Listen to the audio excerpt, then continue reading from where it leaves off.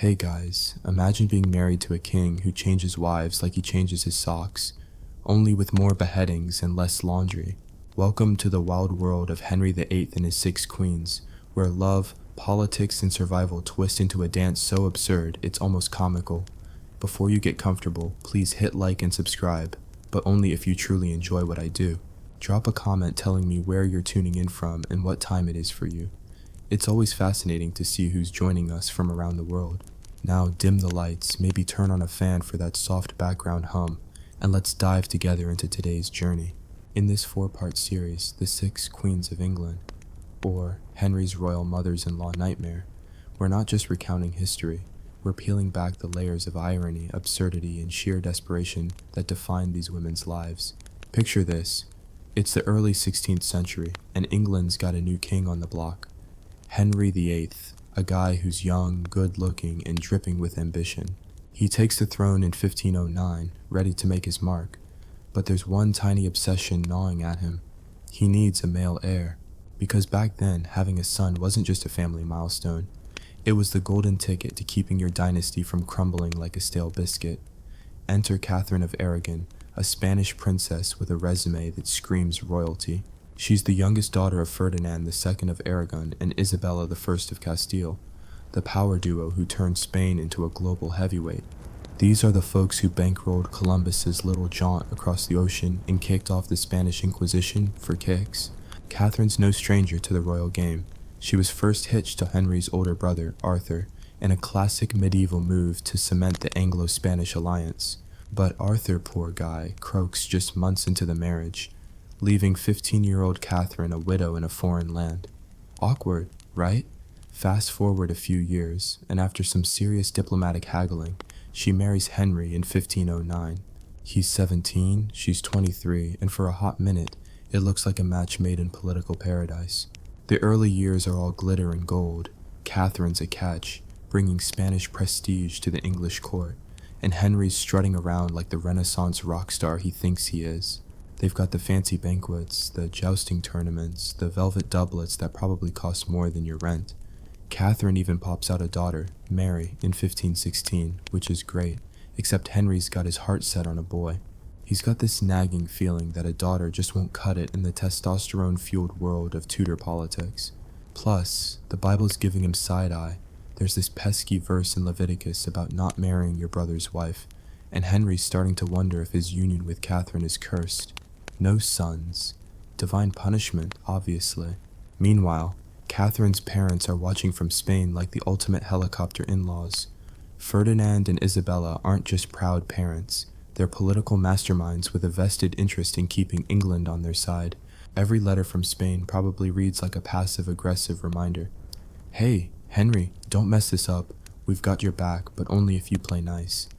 It's a high-stakes Game of Thrones, and Catherine's stuck in the middle, trying to be the perfect queen while her womb's under more scrutiny than a reality TV contestant. Life in the Tudor court isn't all roses and harp music, though. Sure, the palaces are decked out with tapestries and gold-plated everything, but survival's a daily grind.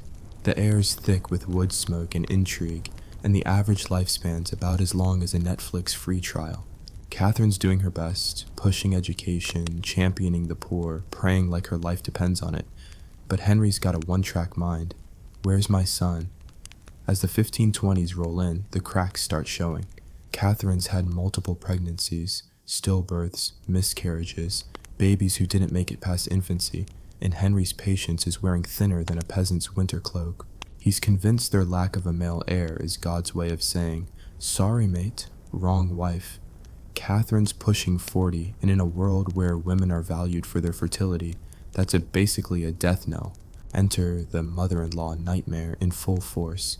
Ferdinand's dead by now, but Isabella's legacy looms large, and their daughter's marriage is a linchpin in the Spanish-English alliance. Henry's not just dealing with Catherine, he's got the ghost of her parents breathing down his neck, plus her nephew Charles Fear V, who's now Holy Roman Emperor and a serious player on the European stage.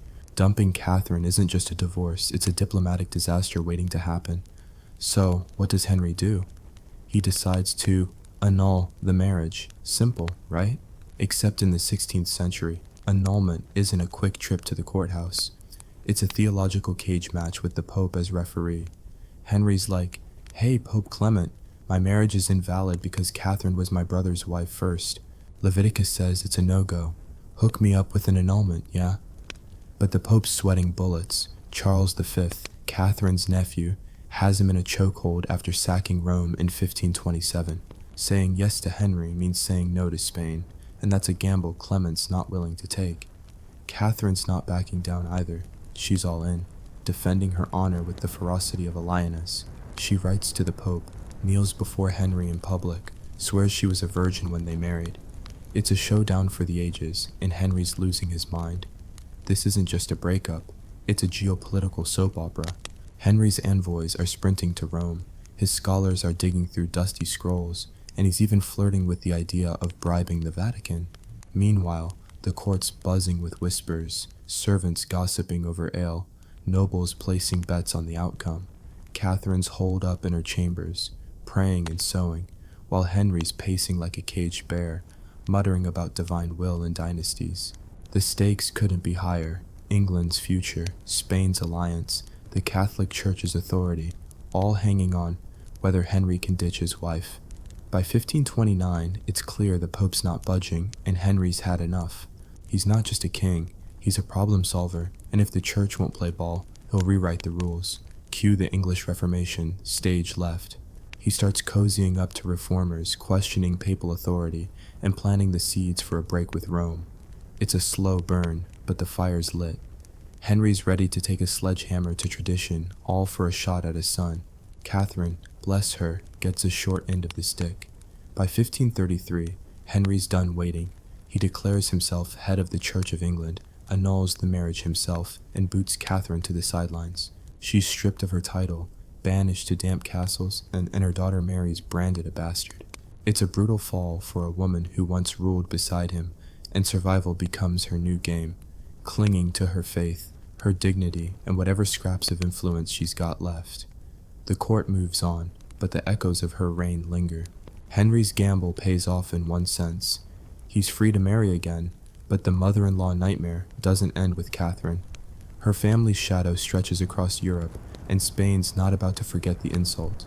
Plus, there's a new player on the scene, Anne Boleyn, a sharp-tongued noblewoman who's been catching Henry's eye. She's bold, she's witty, and she's got zero chill. Think of her as the 16th century equivalent of a TikTok influencer with a vendetta. But that's a tale for next time. Catherine's story sets the stage for the chaos to come. Because if you think one wife was a headache, wait till Henry starts speed dating through the rest of them. The Tudor court's a circus, and the ringmaster's just getting warmed up. Picture the scene, candlelit halls, the stench of unwashed nobles, the clink of goblets masking muttered threats. Catherine's exit isn't just a personal tragedy, it's a spark that ignites a religious revolution, a power shift, and a marital merry-go-round that'll keep us hooked for 3 more parts. Henry thought he'd solved his problems, but oh honey, he's got no idea what's coming. Anne Boleyn's waiting in the wings, and she's about to turn this nightmare into a full-blown fever dream. Stick around, because the absurdity's only just begun. Alright folks, buckle up, because Henry VIII's marital misadventures are about to take a sharp left turn into Crazy Town. We left off with Catherine of Aragon kicked to the curb, her Spanish in-laws seething, and England teetering on the edge of a religious revolution. Now, enter Anne Boleyn, Henry's new obsession, a woman so polarizing she makes modern internet debates look like a friendly tea party. This is part 2 of the 6 Queens of England, or Henry's royal mothers-in-law nightmare, where the stakes get higher, the drama gets spicier, and the survival game gets downright savage.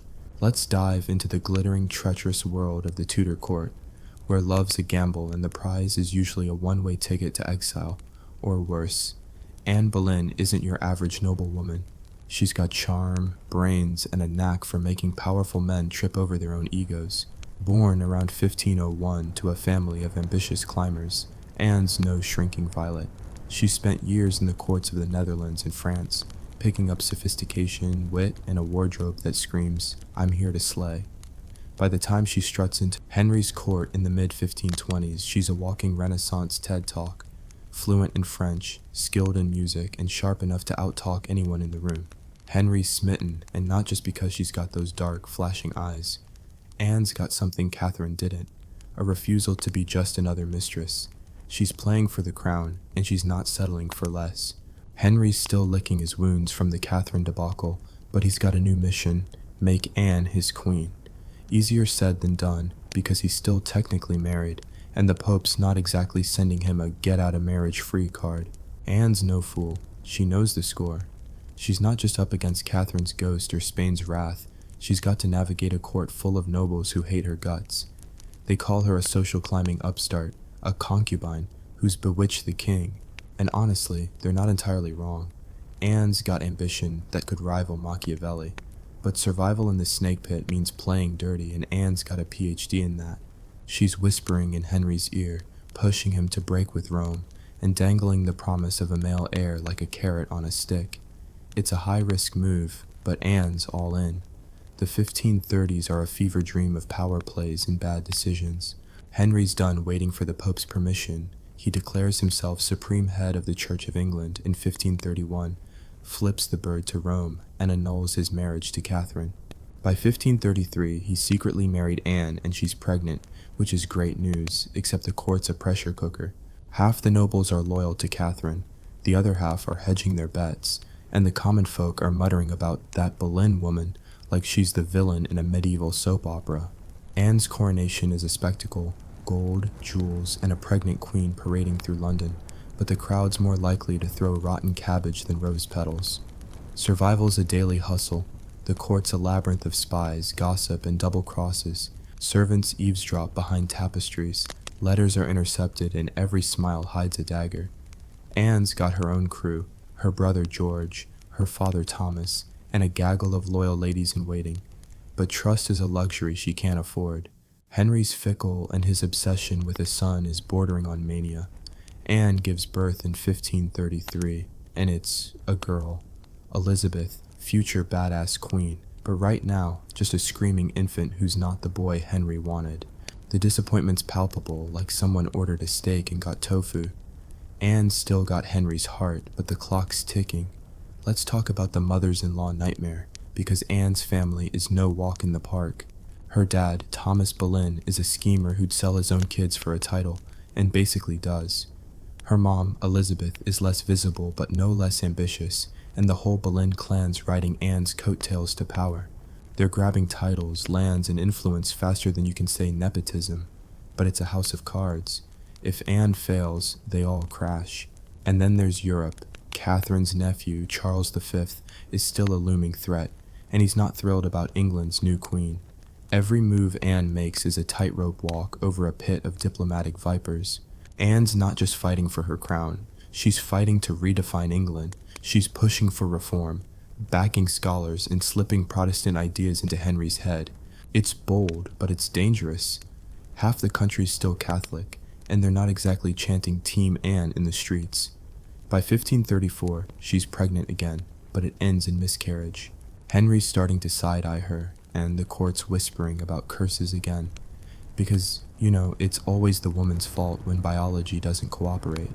The pressure's crushing. Anne's got to produce a son, keep Henry's interest, and dodge the knives aimed at her back. Meanwhile, life in the 16th century is a survivalist's nightmare. Forget indoor plumbing.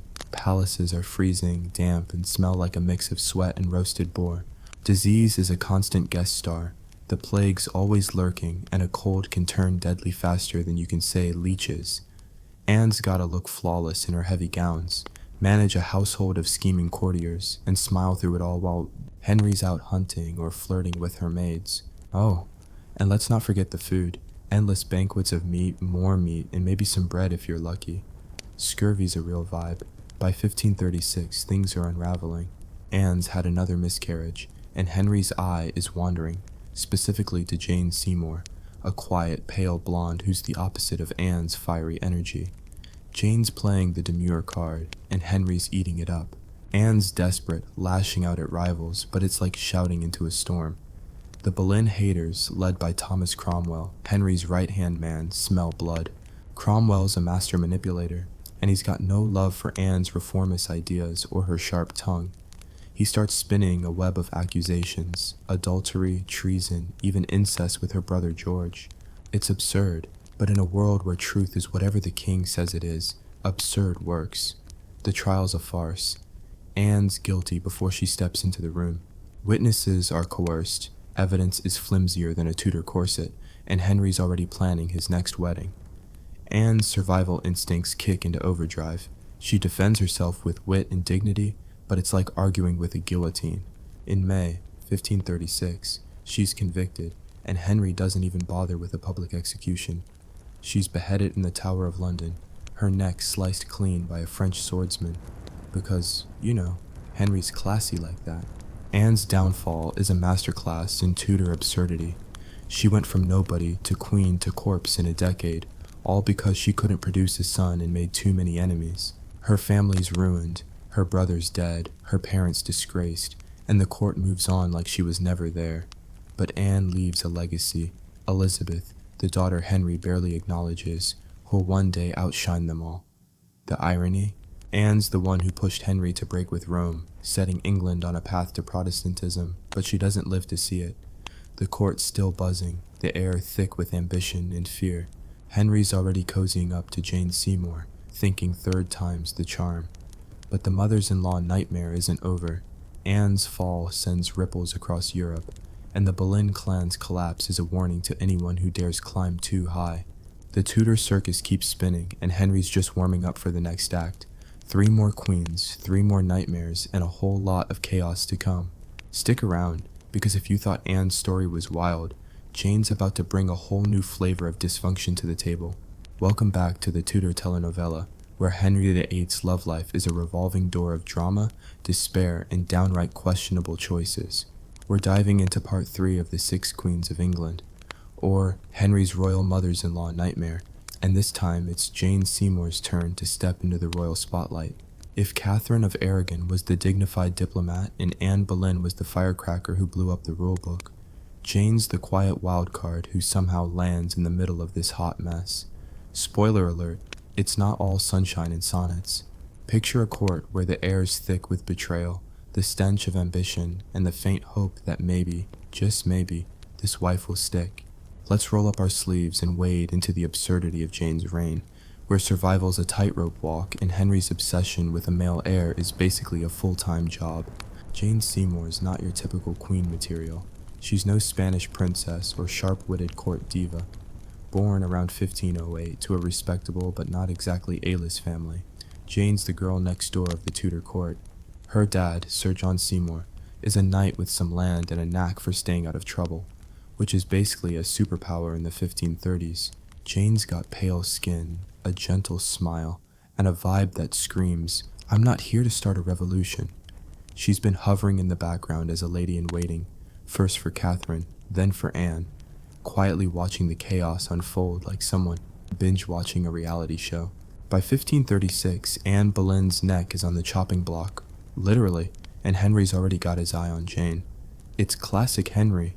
One wife's not even cold before he's planning the next wedding. Jane's the opposite of Anne in every way, soft-spoken, unassuming, and about as controversial as a loaf of bread.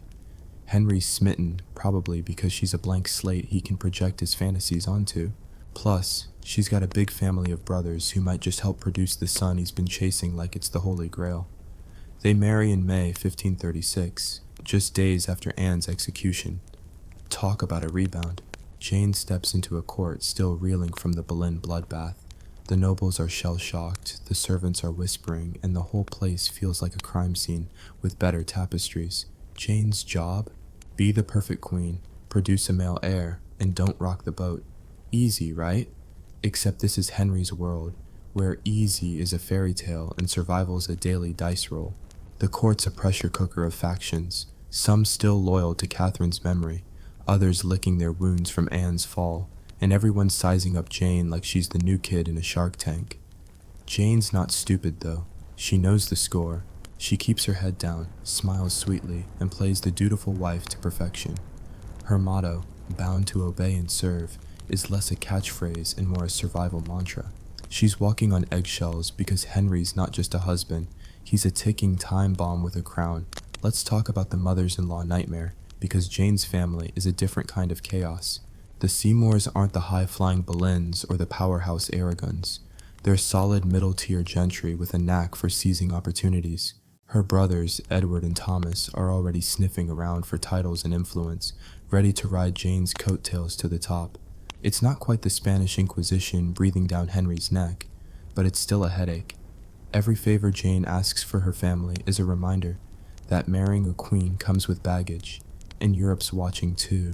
Catherine's nephew, Charles V, is still a major player, and he's not exactly sending Jane a welcome basket. England's break with Rome has made it a pariah, and Jane's got to navigate this diplomatic minefield without stepping on any toes. Her biggest challenge, though, is the one thing Henry cares about most: a son. The pressure's insane. Catherine failed, Anne failed, and now Jane's up to bat. The court's obsessed with her womb, like it's the national lottery. Every banquet, every dance, every prayer is about one thing: will she deliver? Jane's pregnant by 1537, and the whole country's holding its breath. Henry's showering her with gifts, jewels, furs, probably a few over-the-top sonnets, because he's convinced she's the one who'll finally give him what he wants. Life in the Tudor court is no picnic, even for a queen. The palaces are drafty, the food's a meat-heavy nightmare, and hygiene's a distant dream. You're dodging smallpox, sweating sickness, and the occasional assassination plot, all while wearing enough layers to suffocate a horse. Jane's got to manage a household of scheming courtiers, keep Henry happy, and pray her pregnancy doesn't end in disaster. The medical knowledge of the time is a joke. Think bleeding, herbs, and a whole lot of guesswork. Childbirth's a gamble, with odds worse than a modern-day casino. But Jane's got grit. She stays calm, prays a lot, and keeps the court running like a well-oiled machine. October 1537 rolls around, and Jane delivers. It's a boy, Edward, future king, born at Hampton Court after a grueling labor. The court erupts, bells ring, bonfires blaze, and Henry's strutting like he just won the Renaissance. Jane's the golden girl, the queen who did what Catherine and Anne couldn't. For a brief, shining moment, it's all perfect. She's lying in her bedchamber, surrounded by midwives and maids, probably thinking she's cracked the code to surviving Henry's world. But here's where the Tudor absurdity kicks in. Just days after giving birth, Jane's health takes a nosedive. Childbed fever, puerperal sepsis in modern terms, sets in.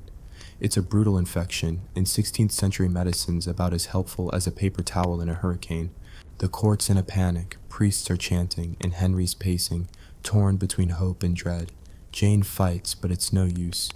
On October 24th, 1537, she dies just 12 days after giving birth. She's 29, maybe 30, and her reign as queen lasts less than 18 months. The irony's thicker than a Tudor stew. Jane gives Henry his precious heir, but she doesn't live to enjoy the glory. Henry's devastated, or at least he plays the part. He orders a lavish funeral, wears black for months, and calls Jane his true wife. Convenient, since she's the only one who didn't live long enough to annoy him. The court mourns, but it's a weird kind of grief. Half genuine, half political theater. Jane's brothers, Edward and Thomas, are suddenly big players, milking their sister's legacy for all it's worth. Edward's especially ambitious, eyeing a spot as the king's right-hand man. The Seymours are now a force, but it's a shaky one. Without Jane, their power's built on borrowed time. The bigger picture's a mess, too. England's still a religious powder keg. Catholics and Protestants are at each other's throats, and Henry's new Church of England is a wobbly compromise that satisfies no one. Jane's death leaves a void, and the court's buzzing with the usual question: who's next? Henry's not getting any younger, pushing 50, with a bad leg and a worse temper. The quest for a son is technically over, but Edward's a frail kid, and Henry's not taking chances. He needs a spare heir, which means he needs a new wife.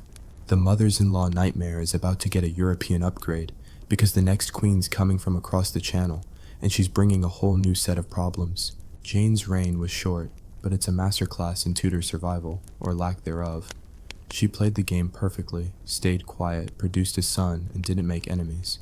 Yet she still lost, because in Henry's world, even winning comes with a body count. The court's a carousel of ambition, and the next rider's already waiting. Anne of Cleves is up, and trust me, her story's a wild departure from Jane's quiet tragedy. Picture a diplomatic disaster, a king with buyer's remorse, and a woman who's smarter than anyone gives her credit for. The Tudor circus is far from over, and Henry's about to learn that sometimes the nightmare's just beginning. Stick around for part 4, because this ride's about to get gloriously, absurdly messy.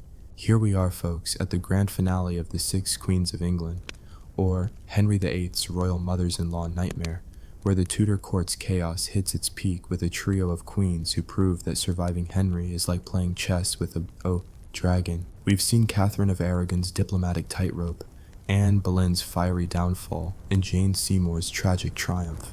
Now, in part 4, we tackle Anne of Cleves, Catherine Howard, and Catherine Parr, 3 women who navigate Henry's increasingly unhinged world with varying degrees of success.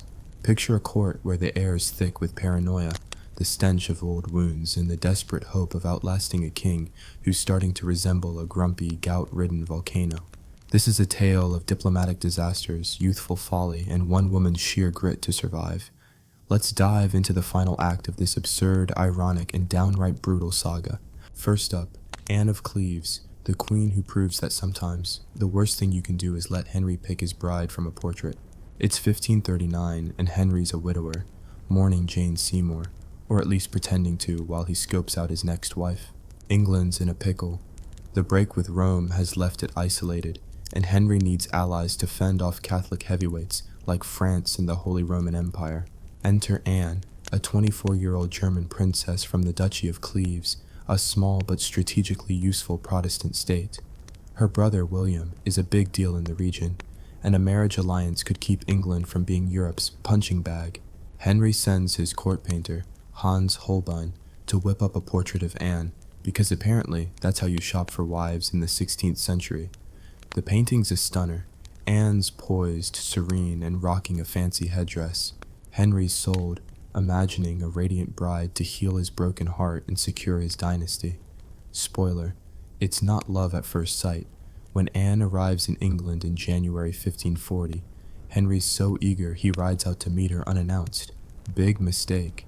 He takes one look and decides she's not the masterpiece Holbein promised. He famously calls her a Flanders mare, which is harsh, considering he's no Adonis himself, pushing 50, limping from a festering leg wound, and sporting a waistline that's outpacing his ego.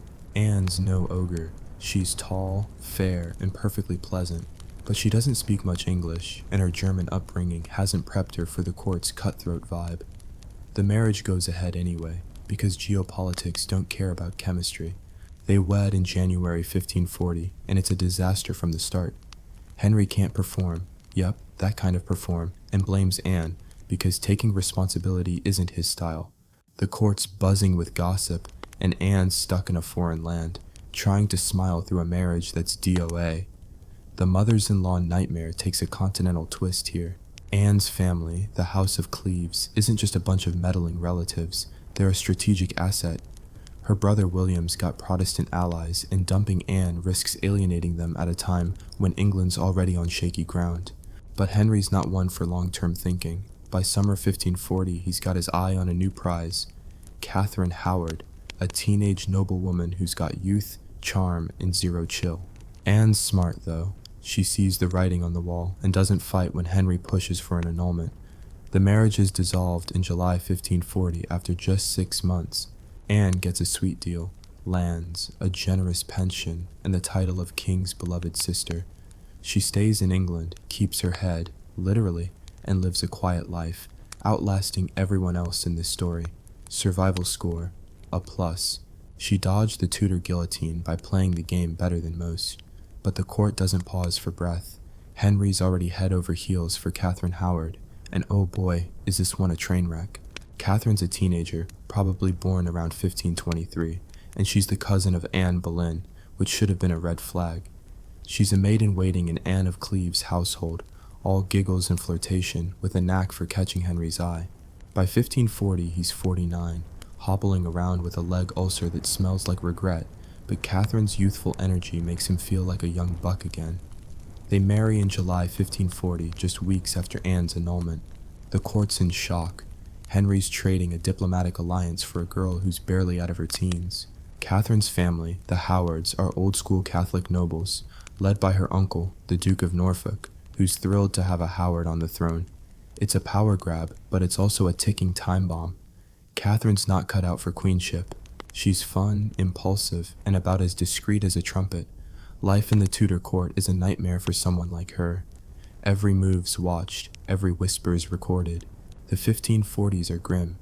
England's broke from Henry's lavish spending, religious tensions are boiling, and the king's health is tanking. Catherine's job is to keep Henry happy, but she's got a past that's about to bite her. Before Henry, she had flings, some serious, some not, with men like her music teacher, Henry Mannix, and a dashing noble, Francis Derham. In the 16th century, youthful indiscretions aren't just gossip, they're potential treason. By 1541, rumors start swirling. Catherine's been sneaking around with Thomas Culpeper, a courtier and Henry's favorite, which is bold to the point of suicidal. The court's a snake pit, servant spy, rival scheme, and Archbishop Thomas Cranmer's got his own agenda. He digs up evidence of Catherine's past and her current affair, and by November 1541, it's game over. Henry's crushed, not because he's a romantic, but because his pride's been stabbed. Catherine's arrested along with Derham and Culpeper. The trials are swift and brutal. Derham's hanged, drawn, and quartered. Culpeper's beheaded, and Catherine, barely 19, faces the axe in February 1542. She goes out with dignity, practicing her execution stance the night before, because if you're gonna die, might as well nail the exit. The Howards take a hit, but Norfolk slinks away, proving once again that survival's for the slimiest. The mothers-in-law nightmare here is less about Catherine's family and more about Henry's own baggage, his paranoia, his desperation for control, and his inability to trust. Catherine's youth was her selling point and her downfall. She couldn't keep up with the court's ruthless game. The courts barely clean the blood off the floor when Henry sets his sights on his final queen, Catherine Parr. Enter the survivor supreme. Born around 1512, Catherine's a widow twice over by 1543, with a sharp mind and a knack for staying cool under pressure. She's not a glamorous noble or a foreign princess, just a well-educated woman from a solid family, with a passion for learning and a talent for dodging drama. Henry's 52, ailing and desperate for stability. Catherine's not his first choice. She's got her eye on Thomas Seymour, Jane's brother, but Henry doesn't take no for an answer. They marry in July 1543, and Catherine steps into a court that's exhausted from decades of upheaval. Catherine's the ultimate Tudor multitasker. She's Henry's nurse, keeping his ulcerated leg from killing his mood, his companion charming him with witty conversation, and his regent running the country when he's off playing war in France. She's also a stepmom to Henry's kids, Mary, Elizabeth, and Edward, winning them over with kindness and education. But survival's never guaranteed. Catherine's a closet Protestant, pushing for reform in a court still split between Catholics and Reformers. Her enemies, like Bishop Stephen Gardiner, are watching, ready to pounce. In 1546, they nearly get her, accusing her of heresy, a death sentence. Catherine outsmarts them, groveling to Henry and playing the silly woman card, proving she's a master of the Tudor dodge. Henry dies in January 1547, and Catherine's free at last. She marries Thomas Seymour, but dies in 1548 after childbirth, proving even the savviest can't escape the era's grim reaper. The mothers-in-law nightmare for Catherine Parr is less about her family and more about the court itself. A web of factions, faith, and fear. She navigates it with grace, outlasting Henry and leaving a legacy as the queen who tied up his messy dynasty. The Tudor court's a circus of absurdity, 6 queens, 6 nightmares, and 1 king who turned love into a battlefield. Catherine of Aragon fought for honor. Anne Boleyn burned bright and fell hard. Jane Seymour won and lost. Anne of Cleves played smart. Catherine Howard crashed spectacularly, and Catherine Parr outwitted them all. Henry's obsession with his son reshaped England, splitting the church, bankrupting the treasury, and leaving a trail of broken hearts and severed heads. The irony? His daughters, Mary and Elizabeth, ruled anyway, proving the universe has a wicked sense of humor. Thanks for sticking with this wild ride through Henry's marital madness. The Tudor court's gone, but its echoes, ambition, betrayal, and survival still resonate. So what's next? Another dive into history's deep end? Let me know. because this circus never really closes. Hey guys, imagine a childhood where your playground is a battlefield, your bedtime story is a spear-sharpening tutorial, and your mom's idea of tough love is handing you over to the state to become a human weapon. Welcome to ancient Sparta, where raising kids was less about hugs and more about crafting lean, mean fighting machines. In this 4-part series, Spartan Childhood, or How to Ruin Your Kid's Life Early, we're diving into the gloriously grim world of Spartan upbringing, where survival was the only subject on the syllabus, and failure meant a one-way ticket to shame. City. Picture this. It's the 7th century BCE, and Sparta's not just a city-state, it's a military cult dressed up as a society. These folks took tough love to a level that makes modern boot camps look like a spa day. So, grab a stale piece of bread, Spartan style, and let's plunge into the absurdity, irony, and raw pain of growing up in a place where kid-friendly meant surviving a beating before breakfast. First, let's set the stage. Sparta's in the Peloponnese, a rugged chunk of Greece where the mountains are as unforgiving as the people. Unlike their artsy neighbors in Athens, who were busy philosophizing and sipping wine, Spartans were all about one thing: war. Their entire society was built around creating the ultimate warrior, and they started young, like newborn young. The moment a baby popped out, it wasn't cuddles and lullabies. Oh no. The elders of the tribe, think grumpy old men with a fetish for perfection, inspected the kid like it was a used chariot at a sketchy lot. Too small, too weak. Off to the Apothete, a cliff on Mount Taygetus where defective babies were left to the elements. Harsh? Sure. Efficient? In a twisted Spartan way, absolutely. If you pass the baby inspection, congrats, you're not wolf food, yet. But don't get comfy, because childhood in Sparta was less about play dates and more about preparing for a life of pain. Spartan parents weren't exactly winning awards for warmth. Mothers were proud to raise warriors, not whiners, and fathers saw their kids as future cogs in the war machine. The state had a bigger claim on you than your own family, because in Sparta, the collective was king. By age 7, boys were ripped from their moms. Sorry, no tearful goodbyes, and sent to the Agog, the state-run training system that was part military camp, part dystopian nightmare. Girls stayed home, but don't worry, their lives were no picnic either. We'll get to them later. The Agog was Sparta's secret sauce, a brutal boot camp designed to churn out soldiers who'd rather die than lose. Picture a bunch of 7-year-olds barely able to tie their sandals thrown into a world of discipline, deprivation, and dirt. The goal? Strip away weakness, individuality, and anything resembling a personality. You weren't a kid, you were raw material, and the Agog was the forge. Your new home was a barracks, your new family a pack of equally terrified boys, and your new dad a drill sergeant who thought time out meant leaving you in the wilderness to fend for yourself. Let's talk daily life, because it's a masterclass in misery. Breakfast, maybe a scrap of black broth, a vile stew of boiled pig's blood, vinegar and salt that even rats probably avoided. Clothes? One lousy cloak, year-round, whether it was scorching summer or freezing winter. Spartans believed comfort bred weakness, so you shivered, you sweated, you survived. Beds were reeds you gathered yourself, because why should the state provide mattresses when you could just sleep on sticks? The Agog wasn't just about toughening you up physically, it was psychological warfare. You were taught to obey without question, to endure without complaint, and to value Sparta above everything, including your own life. Stealing was encouraged, not because Spartans loved crime, but because it taught cunning and survival. Hungry? Sneak some food. Caught? Get whipped, not for stealing, but for being sloppy about it. One famous story tells of a boy who stole a fox, hid it under his cloak, and let it claw his guts out, rather than admit he'd been caught. That's the Spartan vibe, death before dishonor, even at 10 years old. Training was relentless. You ran, wrestled, and sparred until your muscles screamed. Weapons drills started early, swords, spears, shields heavier than you were. The Agog didn't care if you were tired or scared, it cared if you could kill. Pain was the point. Fights were staged to toughen you up, and losing wasn't an option unless you fancied a public shaming. The elders watched like hawks, ready to pounce on any sign of weakness.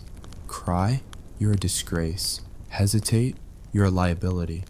The Agog was a pressure cooker, and only the strongest came out whole, or at least what Sparta considered whole. Let's not forget the social engineering. Sparta's leaders, like the legendary lawgiver Lycurgus, designed the system to keep the city-state dominant. They ruled over a massive population of helots, enslaved locals who outnumbered Spartans 10 to 1. The helots did all the grunt work, farming, building, basically keeping Sparta running, while the Spartans focused on war. But helots weren't exactly thrilled about their lot, so Sparta needed an iron grip to keep them in line. That's where the Agos came in, turning boys into soldiers who could crush rebellions without blinking. The irony? These kids were brainwashed to protect a system that saw them as expendable. Survival wasn't just about dodging death, it was about swallowing the propaganda that your suffering was noble. The mothers-in-law nightmare here isn't about literal in-laws, it's the state itself, the ultimate overbearing parent. Sparta's elders and F4s, the ruling council, were like helicopter moms on steroids, dictating every aspect of your life. Want to eat? Earn it. Want to sleep? Prove you deserve it. Want to exist? Better be useful to Sparta. Boys in the Agage were under constant scrutiny, their every move judged by a society that prized conformity over everything. Individuality? Crushed. Dreams? Irrelevant. Your job was to serve, fight, and maybe die for the glory of Sparta. And if you thought childhood was rough, the teenage years were next-level brutal. By 12, you were expected to be a mini-warrior, ready to take on bigger challenges, like the Cryptia, a secret rite where older boys were sent to terrorize helots, sometimes killing them to keep the population in check. It was state-sanctioned murder as a coming-of-age ritual. Happy birthday, kid. Here's a dagger and a death warrant. The absurdity of Spartan childhood is that it worked. These kids grew up to be the most feared warriors in Greece, winning battles like Thermopylae, where 300 Spartans held off a Persian army for days. But at what cost? A childhood stripped of joy, a life defined by violence, and a society so rigid it eventually crumbled under its own weight. The Agage was a machine, and the kids were its fuel, burned up fast and replaced without a second thought. As we wrap up part 1, picture those 7-year-olds barefoot and shivering, clutching their spears and dreaming of nothing but survival. The Spartan system was a masterpiece of cruelty, turning children into soldiers while the rest of Greece was still figuring out democracy. But the story's not over. Part 2 dives into the teenage years, where the Agage gets darker, the stakes get higher, and the girls finally get their moment to shine, or suffer. Sparta's not done breaking souls yet, and trust me, the absurdity's only getting started. Stick around, because this nightmare's got 3 more acts, and they're all gloriously, grimly unmissable. Welcome back to the Spartan meat grinder, where childhood dreams go to die, and teenage years are less about acne and awkward crushes and more about dodging spears and embracing the void. This is part 2 of Spartan childhood, or how to ruin your kid's life early, and we're cranking up the dial on the absurdity, pain, and sheer survivalist chaos of growing up in ancient Sparta. Last time, we watched wide-eyed 7-year-olds get tossed into the Agage, the state's brutal boot camp that made modern military academies look like summer camp. Now, we're diving into the teenage years, where the stakes get bloodier, the training gets nastier, and the girls finally get their shot at suffering in Sparta's warped idea of equality. Buckle up, because if you thought the kiddie years were rough, the adolescent gauntlet is a whole new level of what fresh hell is this? Picture yourself as a 12-year-old Spartan boy in the 7th century BCE, already a few years into the Agoge's soul-crushing routine. You're not a kid anymore. You're a half-formed warrior, all sinew and scars, with a glare that could scare a wolf. The Agog's done its job. You're lean, mean, and programmed to think pain is just Tuesday. Your days are a blur of running, wrestling, and weapons drills, all under the watchful eyes of the Paidonamos, a glorified drill sergeant who's less inspiring coach and more sadistic taskmaster. The goal's simple: turn you into a soldier who'd rather die than disappoint Sparta. But the teenage years, they're where the Agage goes full dystopian, throwing in rituals so bizarre they'd make a reality TV producer blush. First up, let's talk physical training, because Spartans didn't believe in easing you into it. You're sprinting up rocky hills until your lungs burn, sparring with older boys who hit like they're auditioning for the underworld, and practicing with the hoplite phalanx, a formation so tight it's like playing human Tetris with pointy sticks. The shield you carry weighs more than a small child, and dropping it? That's not just a mistake. It's a betrayal of everything Sparta stands for. Come back with your shield or on it. Your mom might have said, and she wasn't kidding. Death was fine, cowardice was not. Food's still a fantasy. Black broth remains the culinary equivalent of despair, and you're expected to steal to survive. But now, the stakes are higher. Get caught filching a loaf, and it's not just a whipping, it's a public humiliation that brands you as weak. The Agogs teaching you to be cunning, ruthless, and invisible.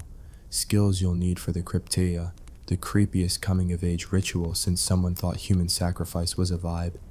The Crypteia is where things get properly unhinged. Around 18, select boys, those who've proven they're tough enough, get sent on a secret mission to terrorize the Helots, Sparta's enslaved underclass.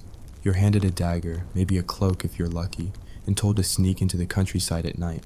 Your job? Harass, intimidate, and sometimes kill Helots to keep them too scared to rebel. It's state-sanctioned terrorism, dressed up as a rite of passage. Picture creeping through the dark, heart-pounding, knowing one wrong move could get you killed by a vengeful Helot or punished by your own side for screwing up. The irony? You're a teenager, barely old enough to grow a beard, playing assassin to prop up a system that sees you as disposable. Survival's not just about staying alive, it's about proving you're Sparta's idea of a man. Now, let's pivot to the girls, because Spartan women weren't just sitting around weaving tapestries. Sparta's weirdly progressive in its own brutal way. Girls got their own version of the Agog, minus the barracks.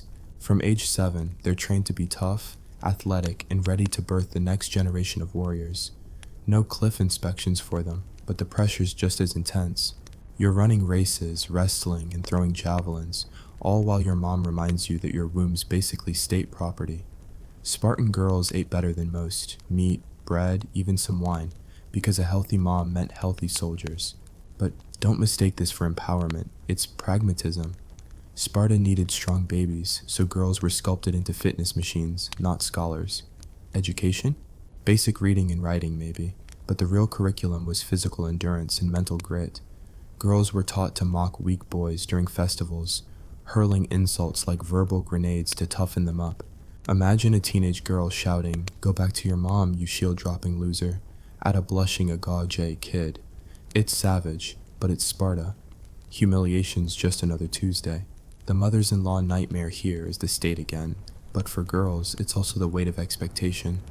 Your job's to produce warriors, and failure's not an option. Marriages were arranged, often to older soldiers, and your wedding night was less romance and more ritual. Picture this. Your hair's shaved off, you're dressed in men's clothes, and you're waiting in a dark room for your new husband, who's probably twice your age and smells like sweat and black broth. Romance? Nope. Duty? Absolutely. The absurdities in the details. Spartan women were praised for their strength but had zero say in their lives. You're a glorified baby factory, trained to run faster than an Athenian, but still chained to Sparta's war machine. Back to the boys, because the Agogu's not done breaking them.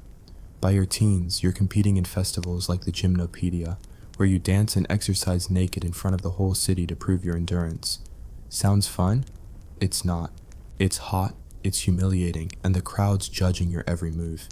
Then there's the infamous cheese-stealing ritual at the altar of Artemis Orthia. Picture a gang of starving teens trying to snatch cheese from an altar, while older boys whip them with reeds. The goal's to grab the cheese without flinching, even as your back's torn to shreds. Blood on the altar? Good. It's a crowd pleaser, and the priests love it. Some boys died doing this, and Sparta just shrugged. Natural selection, Spartan style.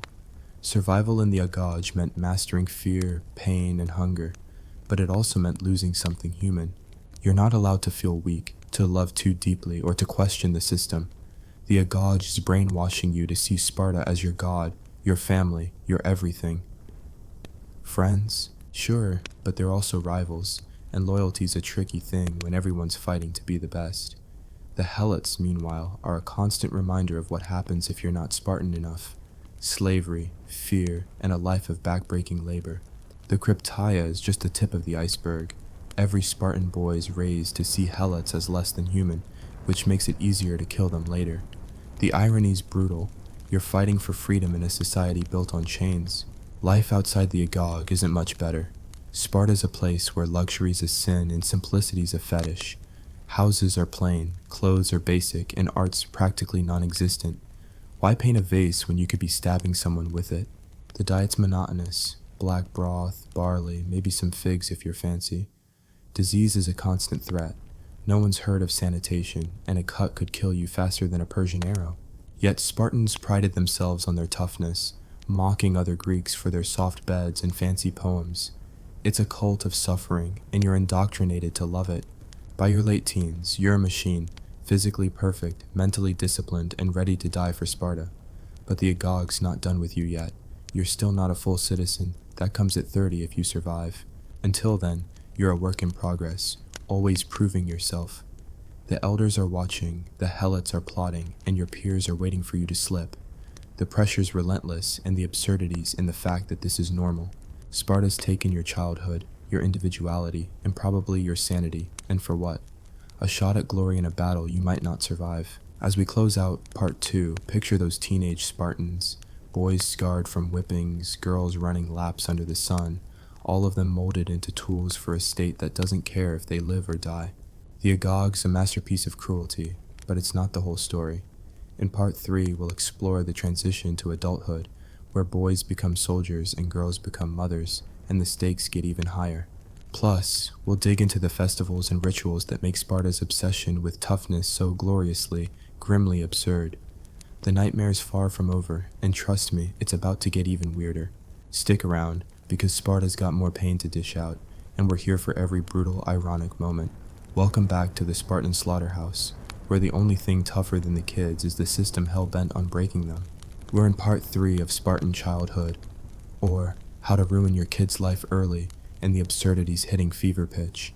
We've watched 7-year-olds get thrown into the Agog's meat grinder, and teenagers emerge as half-crazed proto-warriors, ready to kill or die for Sparta's glory. Now, we're zooming in on the late teens to early 20s, where boys transition from trainees to full-blown soldiers.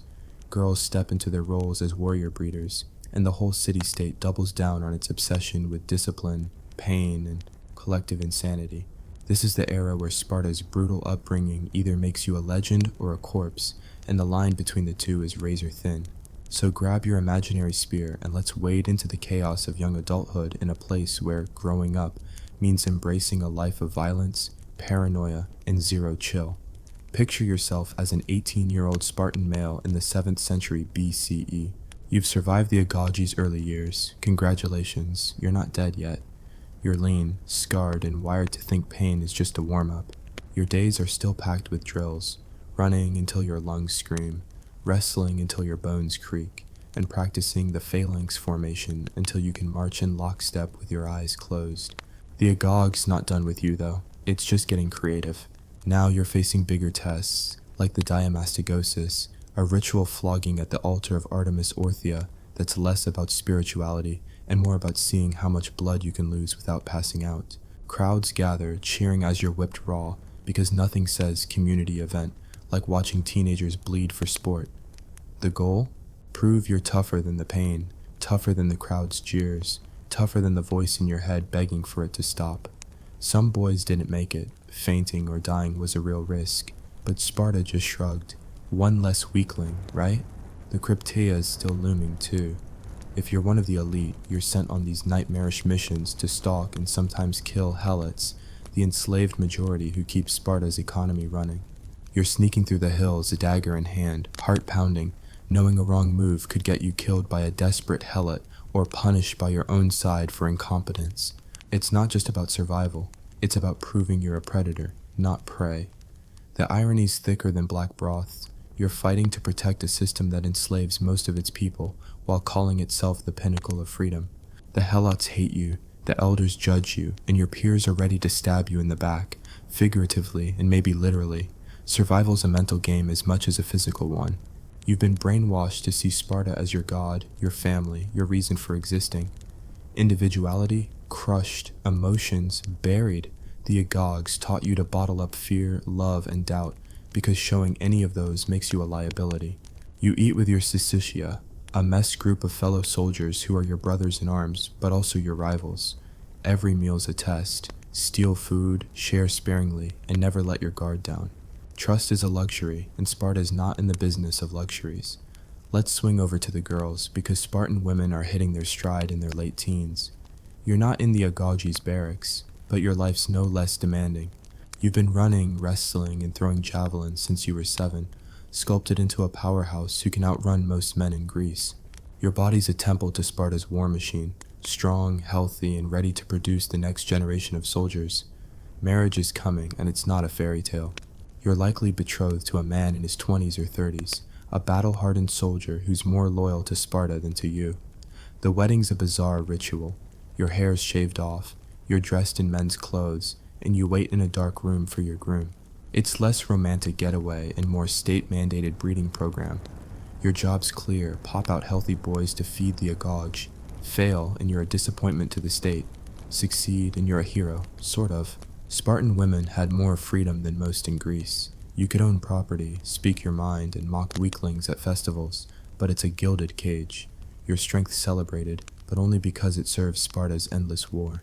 The mothers-in-law nightmare isn't just the state's iron grip, it's the suffocating expectation that your worth's tied to your womb. Your mother, your aunts, the whole female lineage drill it into you, birth warriors or bust.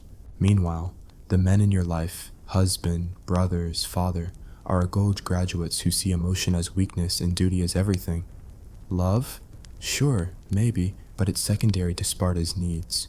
The absurdities in the paradox. Spartan women are empowered to be strong but enslaved to a system that reduces them to baby factories.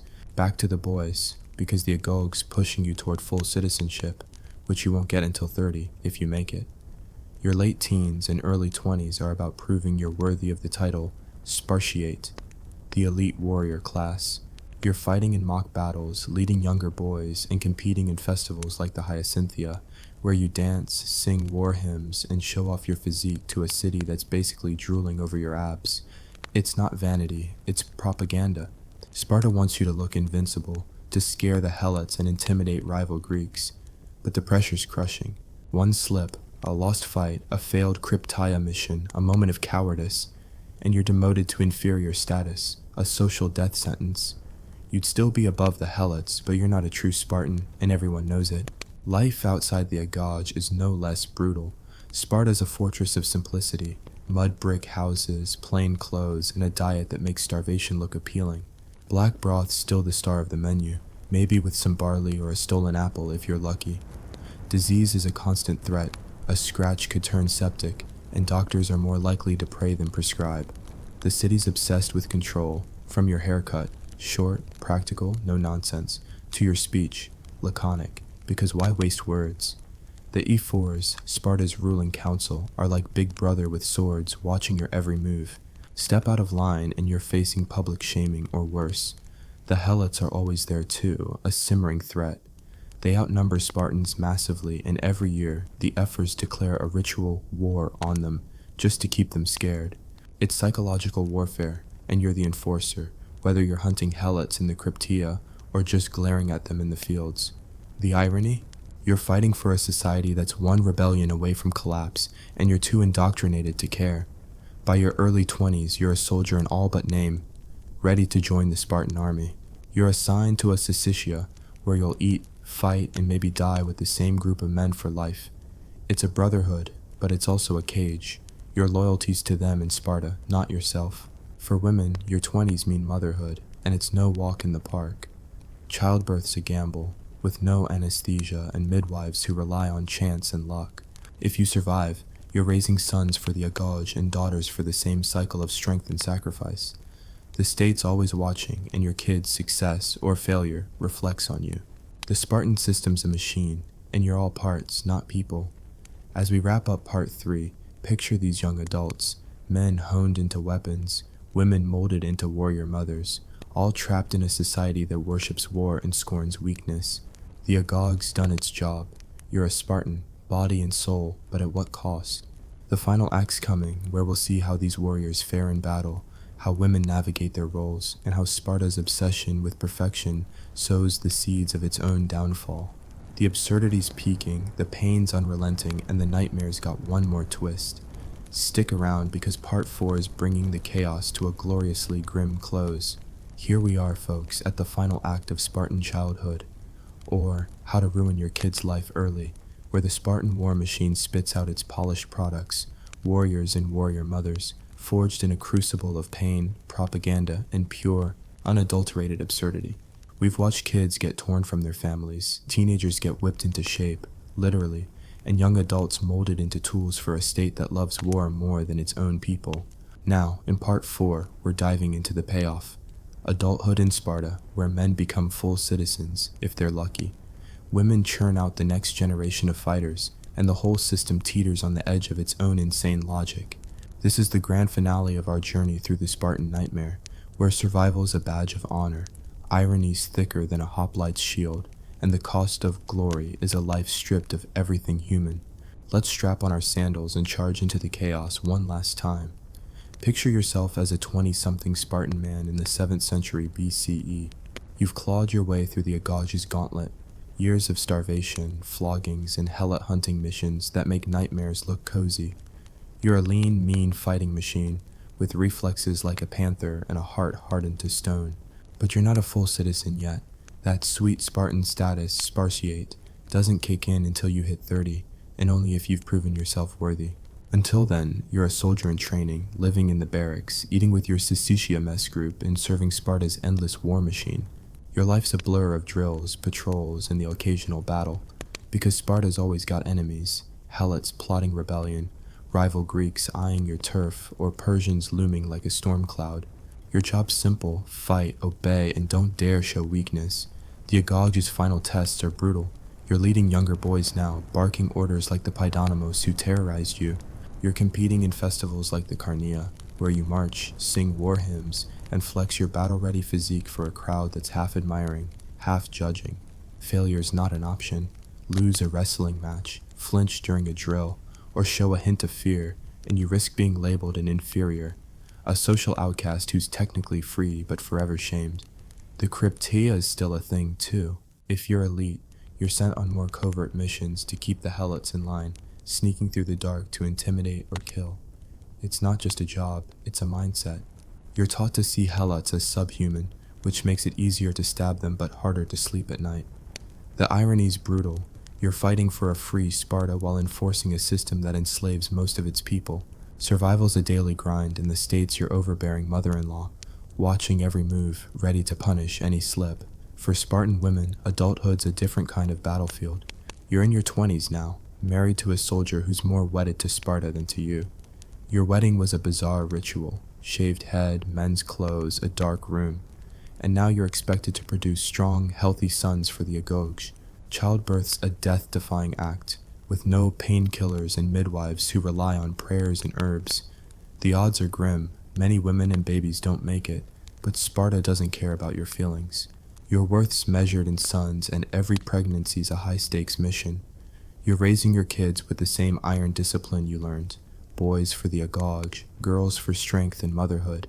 You're tough, outspoken, and respected. Spartan women could own land and manage estates, unlike most Greek women, but it's all for the state. Your freedom's a mirage. You're a cog in the same machine, just with better muscles. The mothers-in-law nightmare here is Sparta itself, a relentless overseer that demands your kids' lives as payment for your status. Your husband's rarely home. He's off fighting or training, and when he is, he's half broken from the Agage's grind. Love's a luxury, duty's mandatory, and the pressure to produce warriors never lets up. The absurdity's in the contrast. You're celebrated as a Spartan woman, strong and fierce, but your life's not your own. You're a queen in a cage, raising kids to die for a city that sees them as cannon fodder. Life in Sparta's no less punishing for adults. The city's a fortress of discipline, plain houses, sparse meals, and a culture that scorns anything soft. Black broth's still the culinary lowlight, a sludge of pig's blood and vinegar that's less food and more punishment. Clothes are minimal, hygiene's a myth, and disease stalks everyone. A cut could turn deadly, and doctors are more likely to chant than cure. The Ephors, Sparta's ruling council, are like a dystopian HOA, enforcing rules on everything from your diet to your speech. Laconic wit, short, sharp, no fluff, isn't just a style, it's a mandate. Say too much and you're suspicious. Show too little and you're weak. The helots are a constant shadow, outnumbering Spartans 10-1. Every year, the Ephors declare a ritual war on them, justifying your right to kill them at will. It's a sick game. Keep them scared, keep them down, but it's also a reminder that Sparta's power rests on a knife's edge. One big rebellion, and the whole system could collapse. As a soldier, you're on edge, patrolling the fields, ready to crush any sign of unrest. As a woman, you're managing helot laborers, knowing they'd slit your throat if they could. The battles are where Spartan training shines or burns out. By your 20s, you're fighting in the hoplite phalanx, a wall of shields and spears that's unstoppable when it works. Thermopylae in 480 BCE is the poster child. 300 Spartans holding off a Persian army for days, dying to a man but buying time for Greece. It's heroic, sure, but it's also tragic.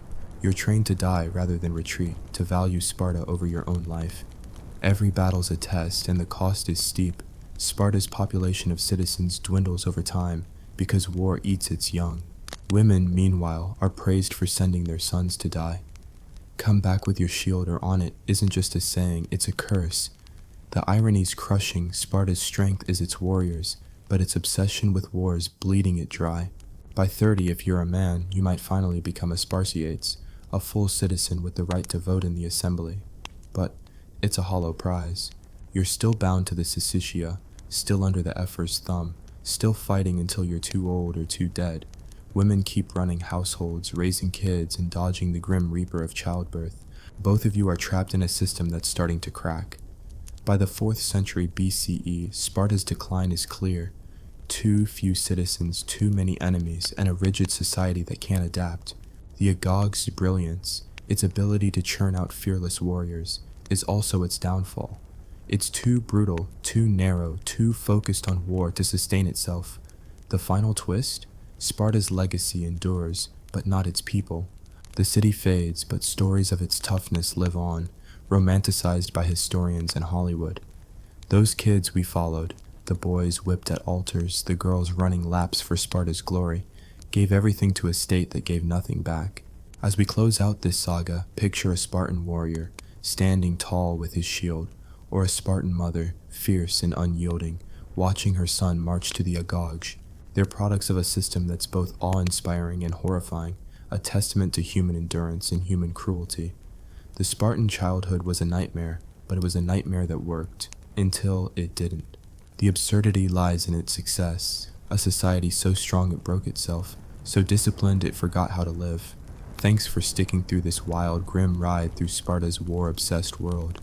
From newborn inspections to battlefield sacrifices, we've seen how a city turned its kids into weapons and called it virtue.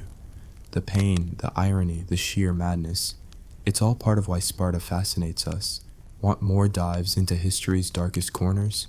Drop a comment and let me know, because the past's got plenty more nightmares to unpack, and I'm here for every twisted tale. Imagine stumbling into a crowded medieval marketplace, only to realize that everyone's favorite pastime has become a frantic dance of avoidance. Ducking into alleyways, flinching at the sight of a stranger's cough, and clutching holy relics like they're the season's hottest talisman. Welcome to the mid-14th century, where the plague is the hottest and deadliest trend in Europe. It all began with a sneeze, that first innocuous expulsion of air that carried within it the seeds of apocalypse. Nobody thought much of it at the time, just another sniffle amid the cacophony of livestock brays, haggling merchants, and the occasional drunken minstrel off-key.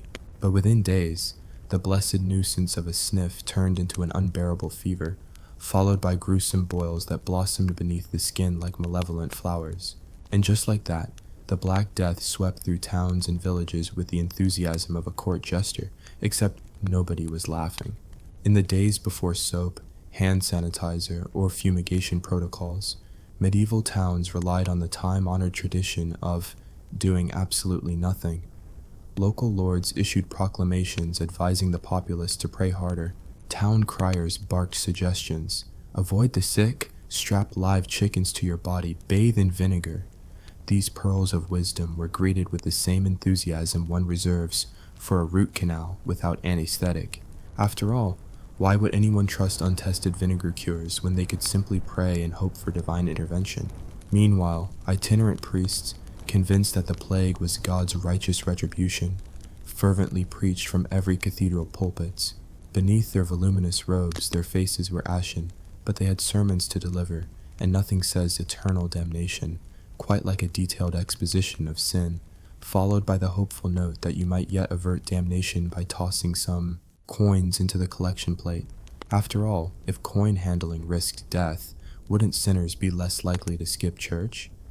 In each doomed town, early victims often came from the lowest rungs of society. Poor laborers and itinerant craftsmen barely eked out a living. Now their meager livelihoods were stolen outright by a disease that didn't discriminate by skill or temperament. It simply engulfed everything in its path. The nobility, however, enjoyed a fleeting sense of safety behind stout manor walls. They quarantined themselves with panache, draping dyed linens over their faces, convinced that keeping a yard of fabric between nose and nature's fury would preserve every last drop of their privileged blood. Spoiler, it didn't. As corpses piled up, the religious elite and their ever-innovative advisors devised ever more bizarre social distancing measures. Bells tolled to warn the healthy of approaching plague carts, drawn by gaunt horses and draped in black banners. Town gates were locked, though often the guards were themselves carriers. Merchants announced plague-free wares, which in practice meant we haven't been sick yet. Doctors donned beak-like masks stuffed with fragrant herbs, looking like a coven of malevolent avian surgeons ready to graft hope where none remained. Upon closer inspection, the masks smelled like old socks stuffed with lavender, but optics mattered. A doctor who looked the part was half the cure. Unfortunately, they'd forgotten that plague spread via fleas on rats, not vapors from miasmas, so their elaborate get-ups were little more than a performance piece in the theater of human folly. Imagine a scene. A poor baker, feverish and delirious, staggers into the courtyard. His partner, too terrified to approach, stands at a distance waving a handkerchief soaked in rose oil, convinced that the scent alone repels death. The baker collapses, and in a moment that would become a cliché in future plague dramas, his last terrible cough echoes through the empty square. Nobody rushes to help. After all, it's hard to tend the sick when every breath you take might be your last. Merchants, sensing both despair and opportunity, sold protective charms, amulets engraved with saints' names, vials of supposedly magic incense, and prayer scrolls promising immunity. One could purchase a St. Sebastian safe passage papyrus for a handful of coins, which essentially read, "Write your name here, burn this scroll, and trust God. Also, sell your land to afford the scroll." Many reckon that if death was inevitable, at least they'd die stylishly, comforted by ornate talismans and the knowledge that their neighbors were worse off. Cities tried to enforce martial law. Guards patrolled the streets, hurling peasants into isolation huts for the slightest hint of cough. Yet without proper medical guidance, isolation huts were petri dishes of despair. The uninfected cooped with the sick, the fleas delighted by the feast of fresh bodies. Plague doctors, exhausted and terrified, abandoned their posts or succumbed within days. Their deaths were recorded in sparse Latin glosses. Dominus Marcus, plague doctor, expired in zealous service, and so on, until the florid titles outlasted any memory of their actual deeds. In the countryside, tales of miraculous cures spread. A shepherd claimed to have bathed in a moonlit spring, emerged healed, and promptly sold the rest of his flock as vermin. Another peasant swore by a potion of toad juice and ground emerald, ignoring that emeralds were far too precious for mashing, better to keep them as brooches. Meanwhile, Jewish communities, scapegoated saviors one moment and villains the next, endured vicious persecutions. Rumors rippled. They've poisoned the wells. They must be responsible. Churches fanned the flames of hatred, sanctioning massacres that left entire villages barren of innocent lives. It wasn't enough that the plague killed indiscriminately. Humanity insisted on inflicting its own atrocities. Meanwhile, some enterprising souls turned to art for solace. Avenue of Death, a macabre form of entertainment, with jejune paintings of skeletons playing lutes, grinning across frescoed walls. Danse macabre motifs adorned tombs, reminding viewers that death's skeletal hand was just around the corner. Funereal dances became the vogue at banquets. Masked nobles waltzed with corpses or effigies thereof in a grim affirmation of mortality. A little dance to lighten the mood. they joked, as coals crackled in the hearth, a pyre waiting for the next victim. In cities like Florence and London, municipal records teem with staggering death counts.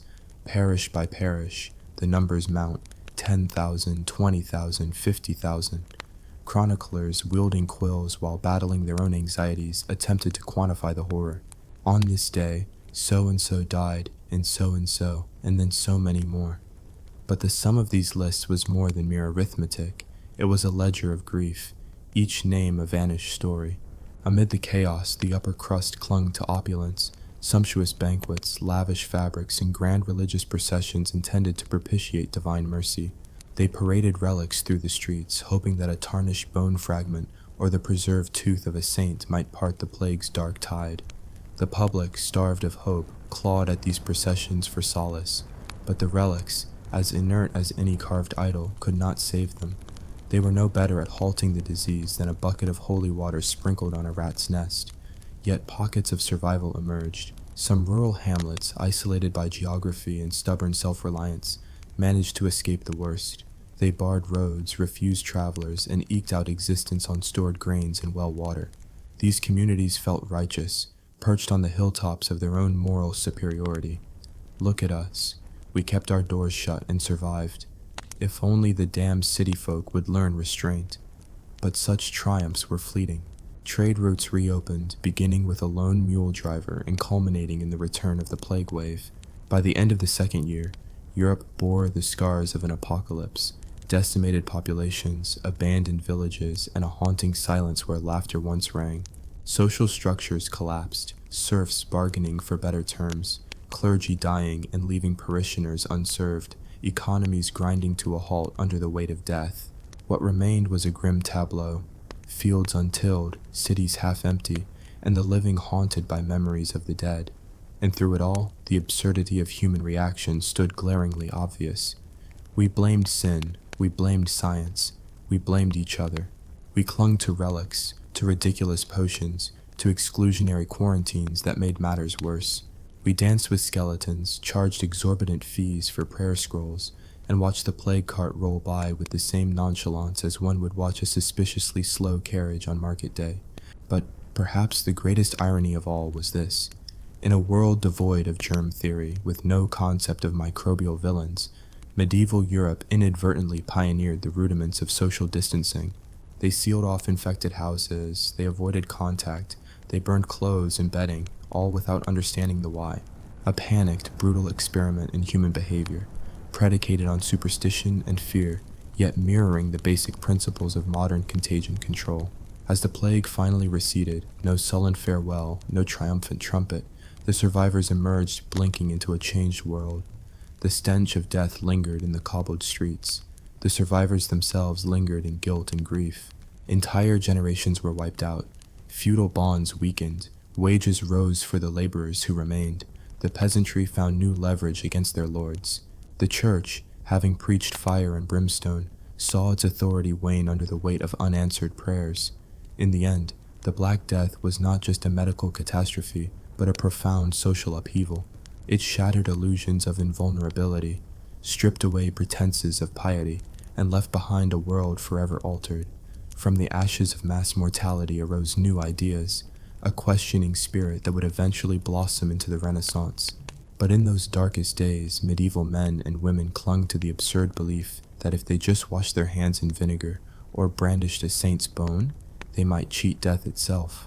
So here's to the plague doctors in their bird-like masks, to the frightened peasants hiding in hovels, to the merchants hawking miracle cures, and to the nobles parading relics in dusty streets. May we remember their absurd courage, their desperate hope, and their tragic folly. For in the tangled skein of history, few threads shine so darkly as those spun from the fevered nightmare of the Black Death. The wind carried an acrid tang of burning flesh and vinegar as the plague's second act unfurled across the continent. In towns that had just begun to exhale in relief, a second wave of terror crashed ashore, this time more ruthless, more cunning, as if the Black Death had learned from its debut performance and was intent on a grand encore. Markets once again fell silent. The bleating of sheep in the fields was a ghostly mockery of abundance. Survivors who had dared to plant new crops now watched helplessly as the fever blossomed anew, raising what hope they had stitched together.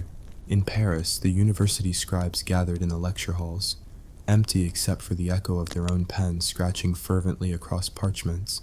They debated whether the plague had mutated, whether the stars had shifted, or whether the very air had turned traitorous. Their Latin treatises grew longer, more florid, each one essentially saying, "We have no idea what's happening, but here are 10 weighty arguments that we are still the intellectual elite." Outside, aristocrats quarreled over whether to reopen the taverns, convinced that the finest wine cask or the latest batch of untested ale might in some miraculous way confer immunity. When yet another baron fell ill, no one was surprised.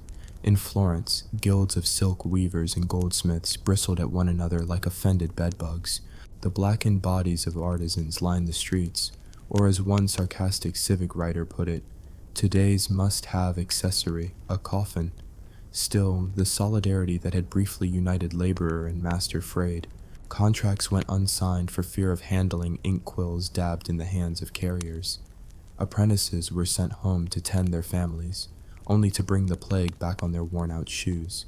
Greed found new life amid the dead. Those who died solvent saw their estates pillaged before their tombs were sealed. The concept of inheritance became a minefield, with lawyers as eager as vultures. The medical fraternity, meanwhile, doubled down on their theatrical remedies. Towns apprenticed teams of plague investigators, eager youths armed with notepads, wax-coated gloves, and horrific curiosity. They knocked on doors, scribbled observations, and retreated at once to avoid contagion. Their reports sounded like tabloid headlines. Case of the countess who cured herself by hanging sauerkraut about her neck. Villagers who drank donkey milk claimed to have seen visions of Saint Lazarus. Each account was more absurd than the last, yet all were taken seriously until proven ridiculous, which happened roughly never. The prevailing medical treatise still held that disease was a venomous miasma, the foul breath of the earth, and thus stuffing orifices with fragrant herbs must surely starve the plague of its preferred diet. In Venice, the city of canals transformed into a floating necropolis. Gondolas drifted past palazzi with empty balconies. Merchants scrawled desperate pleas on shutters. No plague here, a statement as enforceable as no winter in the Alps.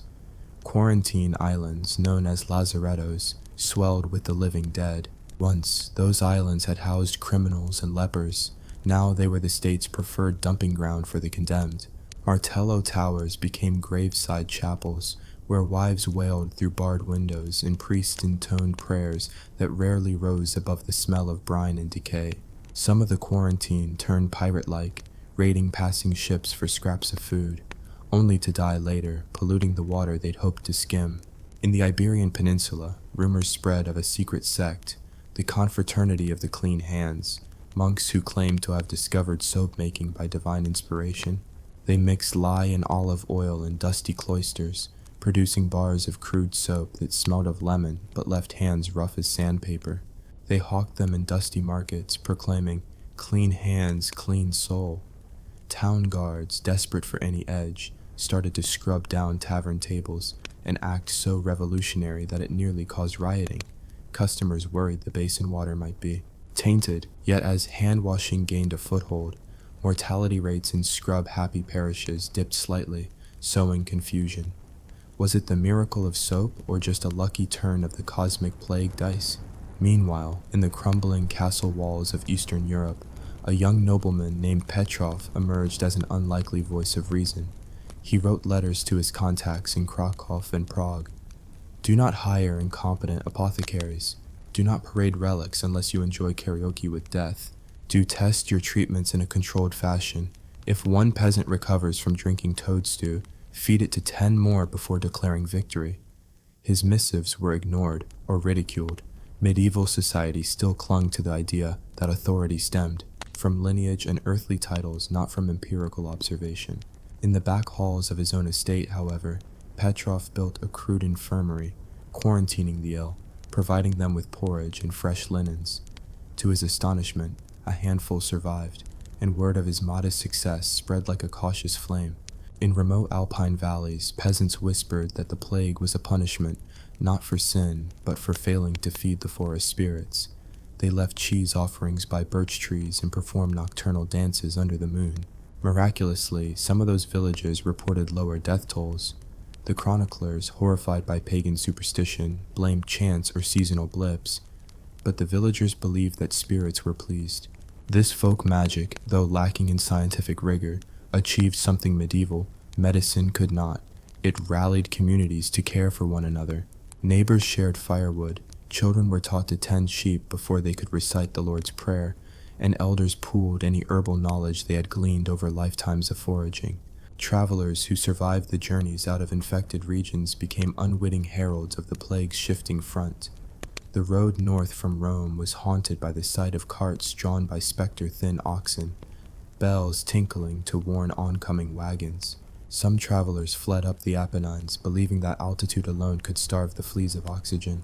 Others sought refuge on the Mediterranean islands, only to find that isolation had bred complacency, and plague found its way through stowaways and smuggled linens. The disease, it seemed, was as nomadic as those it afflicted. In the hushed hours before dawn, grave diggers toiled by torchlight, carving pits in fields turned spongy by months of unaccustomed neglect. Mass graves swallowed the dead by the hundreds. The air was thick with an overwhelming stench that trained dogs could not ignore. They too fell silent, wary of the carnival of death. Priests, unable to keep pace with demand, abandoned familiars to lament under the moon, their vestments stained with soot and sweat. Theologically, the church attempted to reframe the catastrophe. It was a call to humility, a test of faith, a reminder that earthly glory was fleeting. But such platitudes offered as much comfort as a cracked rosary in a gale. Artists, ever attuned to the grotesque, began to sketch visions of the danse macabre, skeletons inviting the living to dance on tombstones, children feeding crumbs to skeletal beggars. Illuminated manuscripts from this era show clerics offering bones instead of bread at the Eucharist. Woodcut prints of plague carts became pop culture totems, pasted on walls like ancient paparazzi shots. These images spread a new visual literacy, fear by design. People stared at them in pubs, perhaps convinced that recognizing the symbol of death would somehow keep it at bay. In Iberia, Islamic scholars in Andalusia, more scientifically inclined due to their exposure to Greek texts, made headway in writing down empirical observations. They noted that proximity to piles of refuse attracted rodents, and that families sharing beds with the sick often perished en masse. Yet when they proposed tighter sanitation and the removal of waste, authorities dismissed such measures as foreign meddling. Thus, the plague raged, an uninvited guest at Europe's greatest banquets, consuming the feast before the nobles could taste. The first course. By the third year, the plague's grip loosened as mysteriously as it had tightened.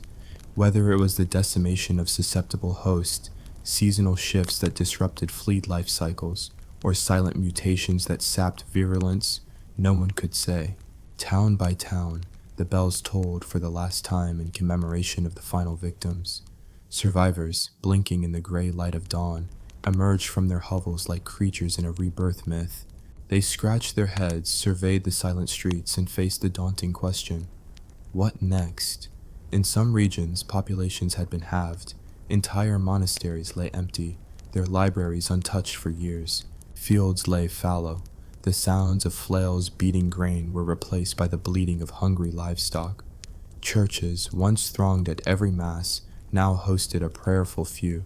Funerary chapels overflowed, and crusades of charity were launched, ambitious efforts to bury the dead and rebuild shrines.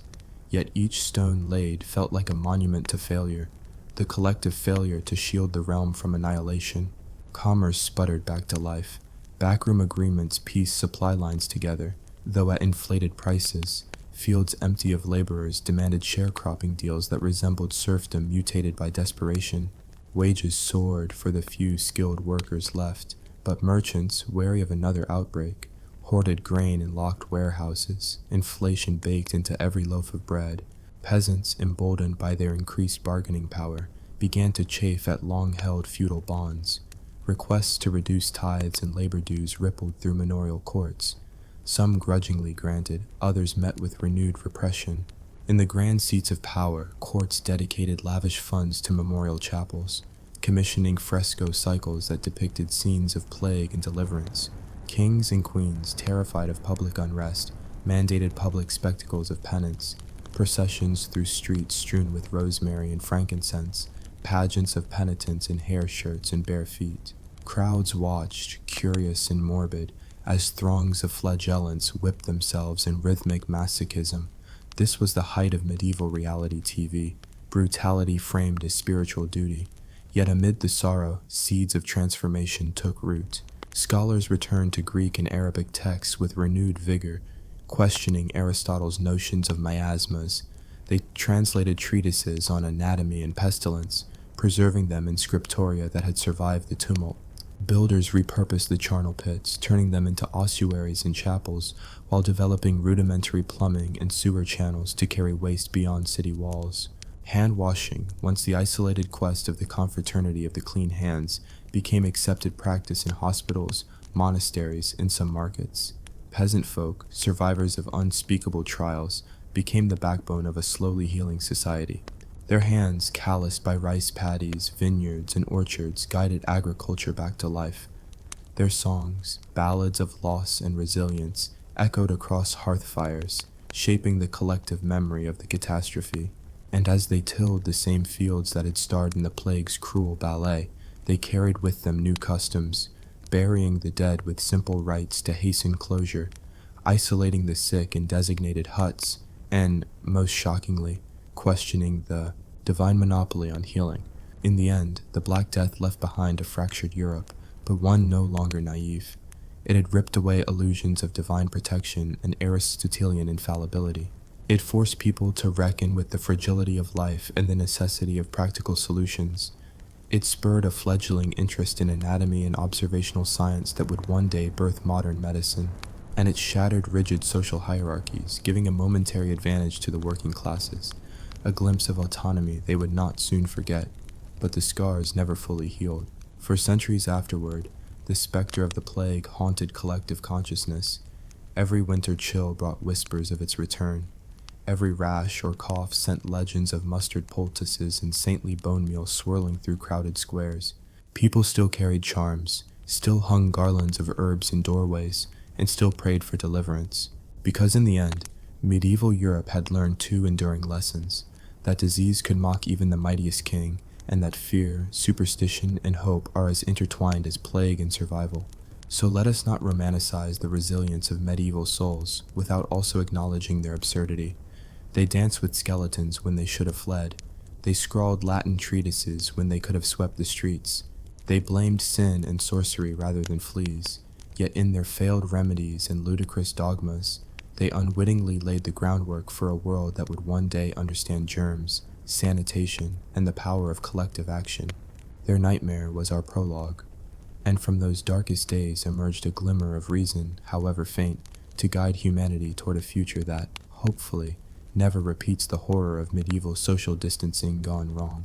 The dawn light crept through the narrow slits of the hastily constructed infirmary, illuminating rows of Hessian stuffed mattresses and the ragged shapes of survivors still too weak to rise. In this third chapter of Europe's fever dream, the Black Death no longer stalked the living with the same relentless fury. Its grip had loosened enough to let a few gasping breaths of life back into the air, yet the wounds it left were festering. Shattered economies, broken families, and a lingering hysteria that equated every cough with the specter of final judgment. A cart creaked into the courtyard, its wheels wading through mud scented of vinegar, spilled ale, and decay. Banners once vibrant with civic pride now hung limply, stained by the blood and bile of the afflicted. The driver, a gaunt youth named Thomas, wore a scavenged livery, its bright colors dulled by weeks of neglect. On the back of his cart lay a wooden chest bearing the skeletal insignia of the city magistrates, repositories of coin destined for the rebuilding of walls and chapels. Thomas tipped his battered cap at the infirmary's gatekeeper, Sister Beatrice, whose eyes, once soft with charity, had grown hard from witnessing too many deaths. "Delivering the tithe proceeds, your grace," he said, voice rasping. Sister Beatrice frowned. "Less ceremony, more haste. The vials of hope in that chest smell like raw iron." Inside the makeshift ward, Petrov's humble infirmary had expanded to encompass a stable that now sheltered the worst cases. His crude quarantine tents, lined with straw and hung with smoke straw blends designed to repel vermin, had become prototypes for citywide pest houses. Petrov himself moved among the beds, offering spoonfuls of thin barley broth, his beard flecked with soot from the ever-burning brazier. Despite exhaustion, his face carried a hint of grim satisfaction. Here, at least, his methods had coaxed the afflicted back from the brink. A young woman, Cecile, lay propped against burlap pillows, her cheek still sunken where the boil had burst. She shivered despite the heat, eyelids heavy with delirium. Beside her, her brother Matis rubbed a damp cloth on his own forehead. He had volunteered to tend his sister after finding his parents buried in a mass pit. "Is she stable?" Matis asked, voice cracking. Petrov knelt, pressing a wooden bowl of broth to Cecile's lips. She managed a whisper. "It tastes of memory and fear." He smiled gently. "That's the point, child. Remember who you are." Elsewhere, the city quays thrummed with renewed commerce, quays that now echoed with cautious optimism. Ships brought salt, cloth, and pottery from ports less ravaged by plague. Dock workers, skeleton thin but alive, unloaded bales of grain destined for the hovels that had survived. Yet beneath this veneer of revival lurked profiteers eager to exploit any vulnerability. A pack of merchants had cornered the saffron market, hoarding precious spice rumored to stave off fever. They sold it at usurious rates, prefacing each sale with a sermon about the alchemical virtues of Persian threads. Buyers, starved of hope, handed over coin without a second thought. In the great hall, once empty and silent, the mayor convened a council of guildmasters, clergy, and townsfolk representatives. They met at a long table scarred by past banquets of excess. Now, its planks held parchments and charcoal sketches illustrating proposed reforms. Widened streets for better airflow, stone cisterns to channel rainwater, ordinances to seal refuse pits outside the walls. Scribblers jotted notes, but the debate was fragmented by competing interests. Tailors insisted on keeping textile workshops within city limits. Butchers demanded more slaughterhouses closer to markets. The argument dissolved into a cacophony of self-preservation. At the back of the chamber, a scholar named Isabella rose. She wore a mantle patched with various clays, her prototype for lime-based coatings she believed could sanitize walls. "Gentlemen and ladies, if we continue building height at the expense of breadth, we invite miasmas to ferment between our houses. Let us learn from the Andalusian treatises brought by our Judeo-Arabic colleagues. Let us open our minds as well as our windows." Her accent bore the lilt of Spain, her eyes bright with conviction. A burly tannery owner snorted. "Speak for yourself, Nina. My vats of tan bark smell worse than any disease. You'll have us all choking before we finish our meeting." A murmur of agreement rippled through the crowd. Isabella, unfazed, produced a small clay model of a courtyard. By arranging workshops around open courtyards, one central wind tunnel can sweep away stagnant air. This fosters both health and productivity, and we can repurpose empty mansions as isolation wards, better than expelling travelers beyond the walls, only to watch plague leap back in with the next mule train. Her words hung in the air, curious and unsettling, like the memory of a nightmare that refuses to fade. Meanwhile, in the countryside, rural communities experimented with their own survival rituals. In the valley of the Moselle, vine growers harvested grapes half rotted by autumn rains and pressed them with minimal human contact, sadly unaware that fermenting juice killed off many pathogens. Their resulting wine was thin and sour, but they imbibed it with pride, attributing its curative powers to the good grace of Bacchus.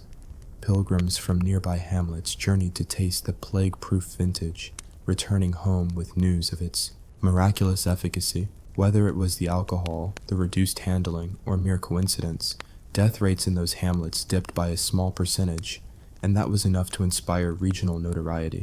In every corner of Europe, local lore sprouted like weeds in fallow fields. In an English village perched on the moors, children were taught to tether strings between eaves, an attempt to physically mark the boundary between clean and unclean families. If a household crossed the line, they were banished to the fields until the wind changed. In Brittany, fishermen bartered lobsters for prayers at coastal sanctuaries, Believing that the sea's salt air would burn away plague's breath, guilds in Prague mandated that each member supply a flask of rosewater to neighbors, a system they called the perfume of solidarity. Yet not all innovations were benign. In the borderlands between France and Burgundy, rumors circulated of the iron noose, a maladroit remake of the whipping process, where suspected carriers were bound by iron collars and paraded through town to shame them into confession. The collars rusted against skin, causing infections far worse than any plague boil. Citizens cheered as these heretics, anyone with a cough, suffered public humiliation, convinced they were purging moral rot alongside disease. This barbaric theater only served to deepen community fractures, leaving wounds that outlasted the fever. Artisans and scholars, however, began to glimpse the possibilities beyond mere survival. In Padua, anatomists dared to dissect animals, and whispered about dissecting human cadavers to map the body's inner workings. Their brave few had already noted that buboes clustered around lymph nodes, suggesting a circulatory network rather than a poisonous wind. One young doctor, Marco, confided to a notebook, "If we could show that plague travels via invisible creatures in the black rat's fur, we could finally wage war on the true enemy." His contemporaries thought him mad. Rats were vermin. Rats were the devil's servants. Rats were to be cursed, not studied. In the mercantile republics, bankers grappled with the devastation of defaulted debts, mortgages on empty villas, dowries unpaid, loans to dead merchants. The ledgers resembled death registers more than financial statements, yet necessity bred ingenuity. Florence's Medici bankers introduced contingency clauses, stipulating that debts held by plague victims would be forgiven up to a quarter of their value. It was the first inkling of risk management against acts of God, and while it cut into short-term profits, it cemented the bank's reputation as formidable yet humane. Other bankers, greedy for precedence, imitated the clause in half-hearted form, inserting complex for-future clauses that often rendered the forgiveness meaningless. In the realm of faith, the church found itself on the defensive. Papal edicts promising indulgences for plague deaths rang hollow when cemeteries overflowed. Bishops held door-to-door absolutions, but their voices were drowned by the cries of bereaved families. Lay preachers challenged ecclesiastical authority, arguing, "If God's mercy is so arbitrary that half of Europe perishes while the rest stands by, perhaps it is not divine wrath but divine apathy we face." The Inquisition, alarmed by such blasphemy, dispatched envoys to quash dissent. Yet in many towns, villagers hid lay sermons in thatched lofts, consuming heterodox ideas like contraband for the soul. Cultural life, too, stirred from its coma. Minstrels composed dirges contrasted by satirical ballads, mocking those who continued to hoard grain or chase relics. Traveling troops staged miniature plays. Death tripped over plague carts. Doctors with beaked masks comically slipped on discarded rags. Audience members, masked and cloaked, laughed with both relief and terror, an ambivalent mixture that perfectly captured the era's emotional state. These performances blurred the boundary between entertainment and social critique, skirting the edges of censorship by cloaking rebellion in jest. As winter approached, a brittle peace settled across the continent. Hearth fires crackled with newfound appreciation. Simple porridge tasted like feasts. Children who had survived danced around smoldering bonfires, chanting rhymes half-remembered from before the plague. Round about, the specters dance, light the fire, take your chance. Elders, having lost half their kin, spoke in grave, measured tones, passing on lessons scorched into their memories. To respect water, to question authority, to cherish life's mundane rhythms. Yet the specter of relapse haunted every hearth. When a lone shepherd's cough rippled through a mountaintop village, farmers barricaded their flocks inside barns, fearing that miasmas traveled on goose wings. In Antwerp's port, dock workers demanded daily fumigation of ships with brimstone, a demand that smelled suspiciously like charred sulfur and frightened the clergy who worried such practices invoked demonic presence. Every sudden chill, every bout of indigestion, every broken skin felt like an omen. The psychological toll rivaled the physical one. Still, Europe had been reshaped. Quarantine stations, once the stuff of terror, were now integrated into city infrastructure, guarded but no longer dreaded. Physicians trained in empirical observation gained respect. Town councils grudgingly funded rudimentary public health boards. Guilds recognized that cooperation trumped competition when survival was at stake. Novel instruments for measuring temperature and pulse, the prototypes of clinical tools, were experimented with alongside herbal concoctions. In the final flickers of the year, Isabella's courtyard model was commissioned for a pilot project, a new district built on the rubble of an old quarter. Brick by brick, wide avenues would replace narrow alleys, public wells would stand in central squares, waste channels would carry debris to pits outside. Whether it would succeed or succumb to old habits remained to be seen, but for the first time in living memory, optimism sprang from rational planning rather than ritualistic fumigation or sacred relics. As candles guttered in Chamber of Commerce, halls far and wide, delegates toasted to a future that learns from its past. They drank watered wine, an ironic concession to temperance and fear of waterborne plague. Their toasts were tinged with self-awareness. They were survivors praising survival, philosophers commemorating ignorance, builders designing new prisons for old superstitions. And so, as the frost crept over fields half-tilled, Europe stood on the threshold of transformation. The Black Death's third act had showcased humanity's capacity for invention, cruelty, resilience, and folly, often all at once. In the next and final chapter, we will trace how these seeds of change sprouted into the Renaissance's dawn, how memory of the plague shaped art, science, and society for centuries to come, and how medieval social distancing, born in chaos, evolved into the foundations of modern public health. And so, as the frost of that long winter crept across Europe's scarred landscapes, survivors gathered by dwindling hearths, nursing mugs of watered wine and fragile hopes alike.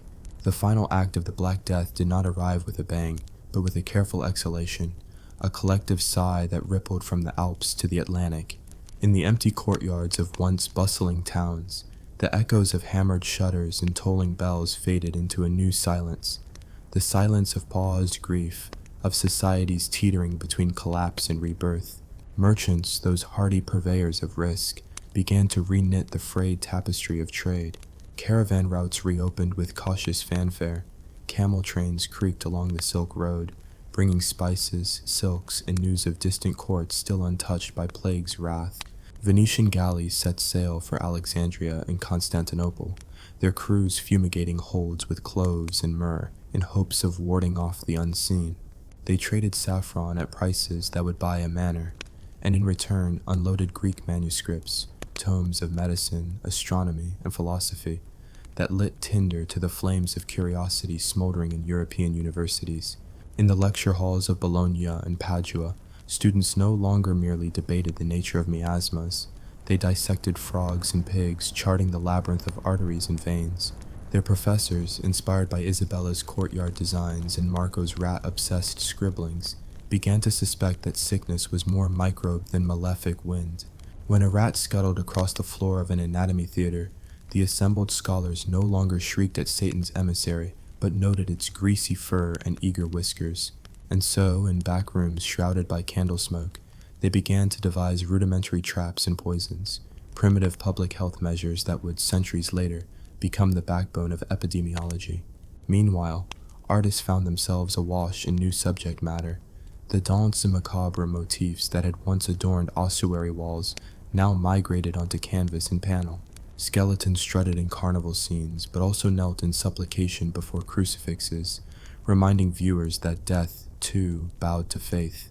Portrait painters, emboldened by patronage from flourishing merchant families, began to capture the nuances of human expression, the flicker of hope in a widow's eyes, the trembling hand of a scholar opening a newly printed Bible. The chiaroscuro of Caravaggio's later works owes its birth to the chiaroscuro of plague-lit chambers, where candlelight danced across fevered faces. Printing presses, those miraculous machines of metal and ink, roared to life in Cologne and Paris. They churned out pamphlets of medical advice, some sound most absurd. One flyer promised that wearing a necklace of dried lavender and bloodroot would render its wearer invisible to disease. Another proclaimed that eating nothing but boiled radishes for a fortnight would purge all poisons. Yet among these farcical tracts appeared translations of Avicenna's canon and Galen's works, illuminating dissection techniques and herbal pharmacology. The Gutenberg Bible may have launched the age of print, but the post-plague pamphleteers unleashed the age of information, warts and all. In towns like Strasbourg and Lübeck, city councils codified new public health statutes. Waste heaps were ordered beyond walls, water channels dug beside main thoroughfares, and inspectors appointed to enforce cleaner streets. Those inspectors, armed with rods to prod refuse and benches to seat the flaneurs of hygiene, were the medieval forebears of health officers and sanitation workers. Their badges, simple brass medallions etched with a rodent crossed out, became symbols of civic pride rather than shame. Beyond the cities, feudal bonds continued to fray. Lords, desperate for labor, offered serfs land grants and reduced labor dues in exchange for service.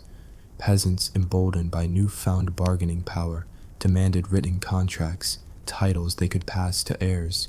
The manorial economy, once rigid as stone walls, flexed under pressure, evolving into the early stirrings of a market society, where once a peasant had no choice but to till his lord's fields.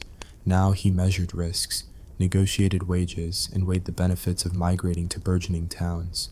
The seeds of capitalism, watered by the tears of the Black Death, began to sprout. Religious life, too, transformed. Charismatic lay preachers who had risked excommunication to minister in hidden chapels found themselves in demand. Their message, that faith need not be mediated by distant hierarchies, resonated with a populace disillusioned by unanswered prayers and empty relics. Brotherhoods of flagellants waned as confraternities of charitable healthcare burgeoned. Monasteries opened infirmaries. Nuns amassed herb gardens to brew poultices. Friars transcribed medical manuscripts alongside the Gospels. Monastic libraries, once repositories of theological dogma, became centers of scientific study. At court, rulers proclaimed year of penance jubilees, hoping to placate both God and subjects. But these spectacles, once grand displays of piety, felt hollow to many. Instead, nobles began sponsoring scholars and architects, funding studies in anatomy, mathematics, and engineering. The Medici of Florence, their coffers filled by trade revived, founded the Platonic Academy, where thinkers debated the harmony of the spheres and the geometry of light. Cosimo de' Medici's patronage of Brunelleschi gave rise to domes that pierced the skies, a monument to reason's triumph over despair. Travelers chronicled these shifts in diaries and letters. One Genoese merchant wrote from Lisbon, "We dine by candlelight and laugh at jokes of elder days, but behind our laughter lies memory's shadow. We no longer clutch our rosaries with blind fervor, but muse on the workings of creation itself." In England, Thomas Lott's poetic elegies mourned the dead, but also celebrated the marvel of sunrise, the persistence of swallows, the tiny blooms of spring. These writings, circulated in manuscript and print, wove a collective memory that balanced horror with resilience. By the mid-15th century, the memory of the Black Death had slipped from immediate terror into the realm of legend. It became a moral parable, a warning of nature's power, a caution against hubris, an allegory for life's fragility. Plays and manuscripts warned that pride went before a fall, and that fleas, though small, wielded the power of empires. Apothecaries advertised plague-proof elixirs, not because they worked, but because fear was a reliable commodity. Even children's lullabies whispered of old pestilence who would come for thee if thou strayest at eve. Yet for all the superstition that lingered, a new spirit had taken root, inquiry. Physicians trained in Padua traveled to Paris to lecture on dissection. Printers in Venice published Latin treatises alongside vernacular translations for lay readers. Universities, once cloistered in tradition, embraced empirical observation. Natural philosophers regarded insects, minerals, and plants as worthy of study, not just portents of divine wrath. The Renaissance, though fueled by myriad influences, could trace part of its spark to the crucible of the plague. As Europe hurtled into the 16th century, occasional outbreaks of plague still flared. London in 1563, Naples in 1576, Seville in 1596, each wave a grim reminder of nature's sway. But death rates never again approached the cataclysms of the 1340s. Citizens knew what to do. Ring church bells less, ring funeral bells more, inspect merchants' goods, compel households to burn refuse, isolate sick families with an eye toward eventual reintegration. Social distancing, once born of superstition and cruelty, matured into quarantine with oversight, into public health boards, into the fundamental idea that societies must plan for contagion. In the grand tapestry of history, the Black Death occupies a loom of paradox, a calamity that tore apart medieval life yet wove the fabric of the modern world. Its legacy endures in epidemiology's tracking of outbreaks, in urban planning that values airflow, in the very notion that government can, and must, protect public health. Its shadows linger in the ghost stories told at dusk, in the bones of ossuaries and in the beats of marble tombs that beckon us to remember mortality. And so, as our narrative closes, we salute the lessons plucked from that fevered nightmare. That knowledge can bloom from catastrophe, that fear, though primal, can be channeled into reason, that compassion, even in the face of death, can kindle enduring hope. The medieval social experiment in distancing from the unknown was twisted by superstition, marred by cruelty, and haunted by absurdity, but it was also humanity's first fumbling step toward understanding itself. May we honor those who suffered and those who innovated, whose blood-soaked fields nourished the seedlings of science and whose ragged songs echoed into the halls of Renaissance. For in the dance of plague and survival lies a mirror, a reflection of our own times, where history's darkest chapters invite us to unite reason with empathy, to stand firm against unseen foes, and to remember that, in every age, the choice between madness and method can mean the difference between collapse and a rebirth of civilization. Did you ever stop to think that the world's favorite social lubricant was born from a soggy mistake? Picture this. A starving, sun-baked villager in ancient Mesopotamia accidentally leaves a bowl of water mixed with sprouted barley out in the open. The next morning, he takes a sip and, holy gods, his world explodes in fizzy, frothy bliss. Welcome to the unintentional birth of beer, arguably history's greatest happy accident. Let's rewind the tape to 10,000 years ago, when humans lurked around riverbanks like overgrown raccoons, worshipping the sun, fearing the skies, and scratching their heads over why that weird fungus kept growing on damp grain. Agriculture was the new miracle. Wild grasses were tamed into neat fields of barley and wheat, which meant two things: food and a whole lot of extra grain nobody quite knew what to do with. And so began the age of culinary desperation, where pioneers invented everything from flatbread to fermented mystery broths, simply to divert attention from their gnawing hunger. In those early days, prehistoric gourmands discovered that if you left a lump of dough or a pile of soaked grains out long enough, it would bubble and smell. Interesting. The result was a hazy, porridge-like sludge that locals drank through straws made of hollow reeds, proving that humans have always loved to suck things they shouldn't. Imagine hunched figures huddled around steaming tubs of bubbling goo, slurping enthusiastically and congratulating themselves on this divine gift. It tasted like warmed mud tinctured with wilted grass, yet somehow inspired them to dance, belt out shrill war chants, and invent rudimentary versions of cheers. The irony is rich. The same toxin-laden puddle that could kill you if it grew the wrong mold was now a source of communal joy, and, more importantly, a mild anesthetic for life's endless drudgery. Ancient scribes credited this magical brew to the goddess Ninkasi, who surely spent her immortal afterlife face-palming at humanity's penchant for overcrowded taverns and hangovers. Recipes carved into clay tablets reveal precise instructions. Mash your grains, pour water, wait for the gods' favor, then strain through a bed of reeds. Follow these steps meticulously, and you'll end up with a drink so yeasty you could inhale it like a fine dust and spontaneously combust into song.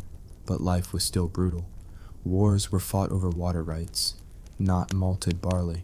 Villagers lived in cramped huts, swatting flies, dodging locusts, and praying that nothing worse than an ant infestation would ruin their meager harvest.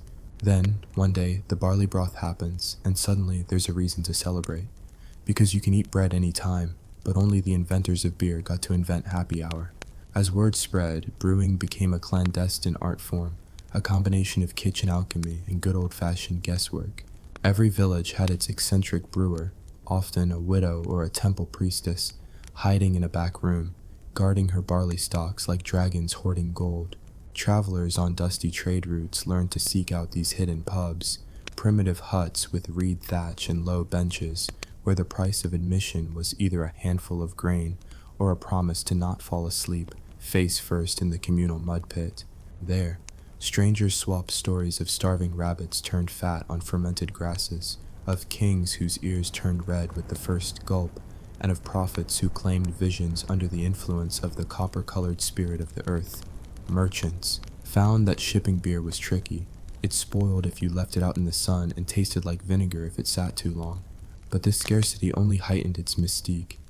A fresh barrel meant feasting, dancing, and possibly inventing the first bar fight. The Egyptians, ever the show-offs of the ancient world, elevated brewing to divine status. They built breweries in temple complexes, staffed by teams of nubile maidens who sang hymns to the Nile while stirring vats of bubbling wort.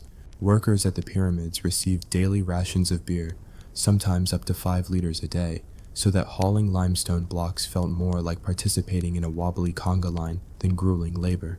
Pharaohs boasted of monuments and pyramids, but in hushed tones, artisans whispered that the real achievement was the brewery's fermentation room, where vats the size of small lakes turned grain and water into liquid euphoria. Through the haze of yeast and pollen, beer became a currency. You could pay your taxes in jars of ale, and judges handed down verdicts accompanied by chalices of foam. Justice might be blind, but it swayed a lot better after a few swigs of barley wine. However, the perfect day always ended in the inevitable. Staggering home, muddy ankles tangled in reeds, entire villages singing off-key lullabies to ensure no one slept before sunrise.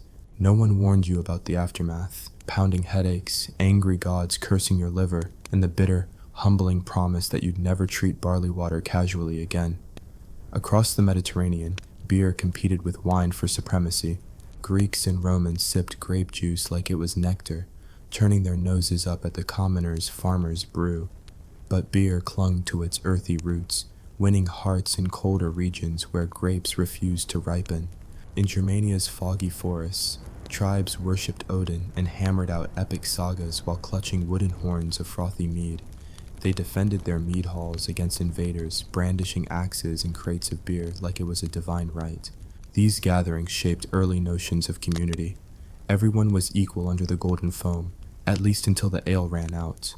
The Middle Ages ushered in monasteries, the original craft breweries, where beer's survival skills truly took off. Monks experimented with hops, discovering that these bitter cones not only flavored the brew, but also kept it from turning rancid. Suddenly, beer could travel farther and live longer, no longer a fragile village fetish.